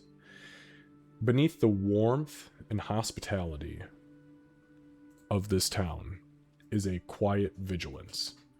The Peacebringers are always watching, not necessarily for enemies, but for signs that harmony may not be threatened here. Is there anything anybody wants to try to glean from this area before we exit for tonight? Would I be able to recognize the civilization that it was, like the forgotten civilization is built on by anything inscribed in the runes or otherwise? Make a history check. Anybody else?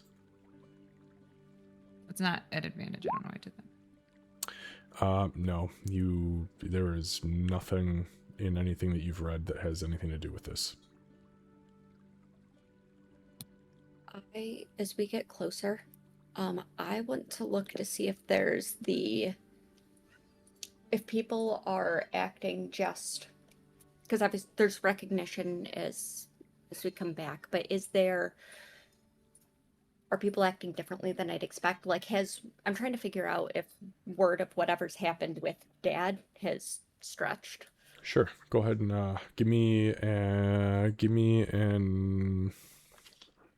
insight check. Let's see if you can figure out what's going on watching people's language. Nobody seems particularly out of place.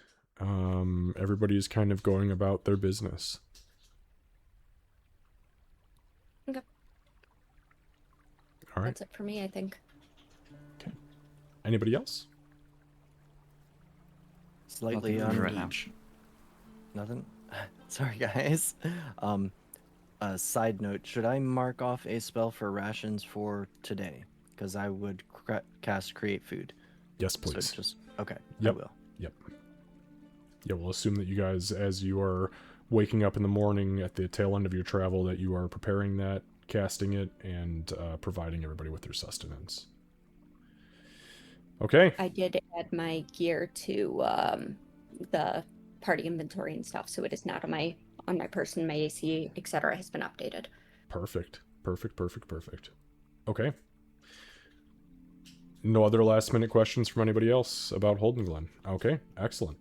Yeah. We have All right, 30 guys. more minutes. I wish.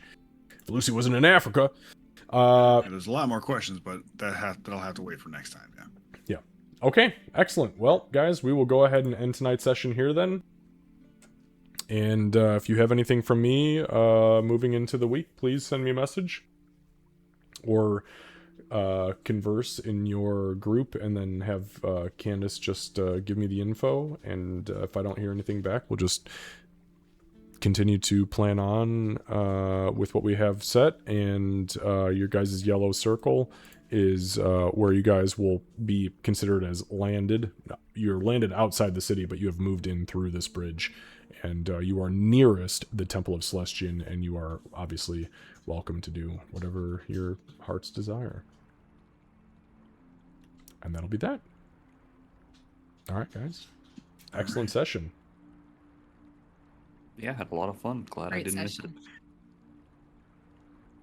I was going to say, your internet is, like, amazing, man. Yeah, I had to argue with them. Not argue, but I work with, like, our internet company for, like, 3 or 4 hours yesterday morning. Ugh.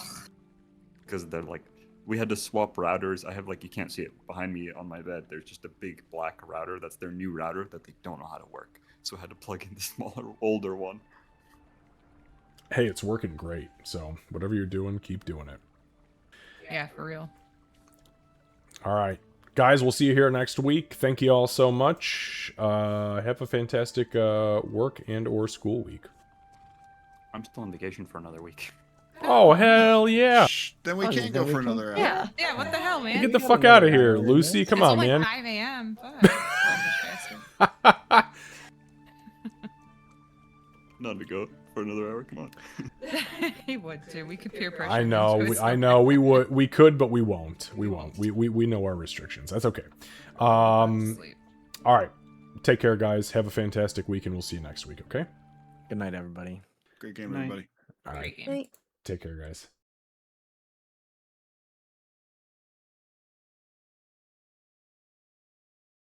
All right. For those of us who are still hanging out,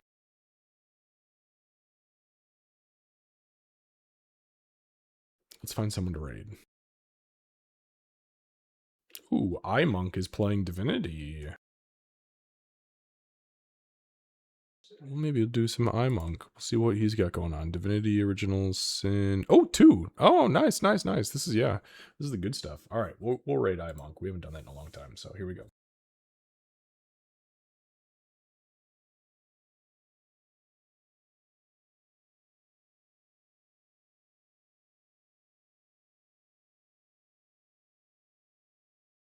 All right, here we go, guys. Thank you all so much for hanging out.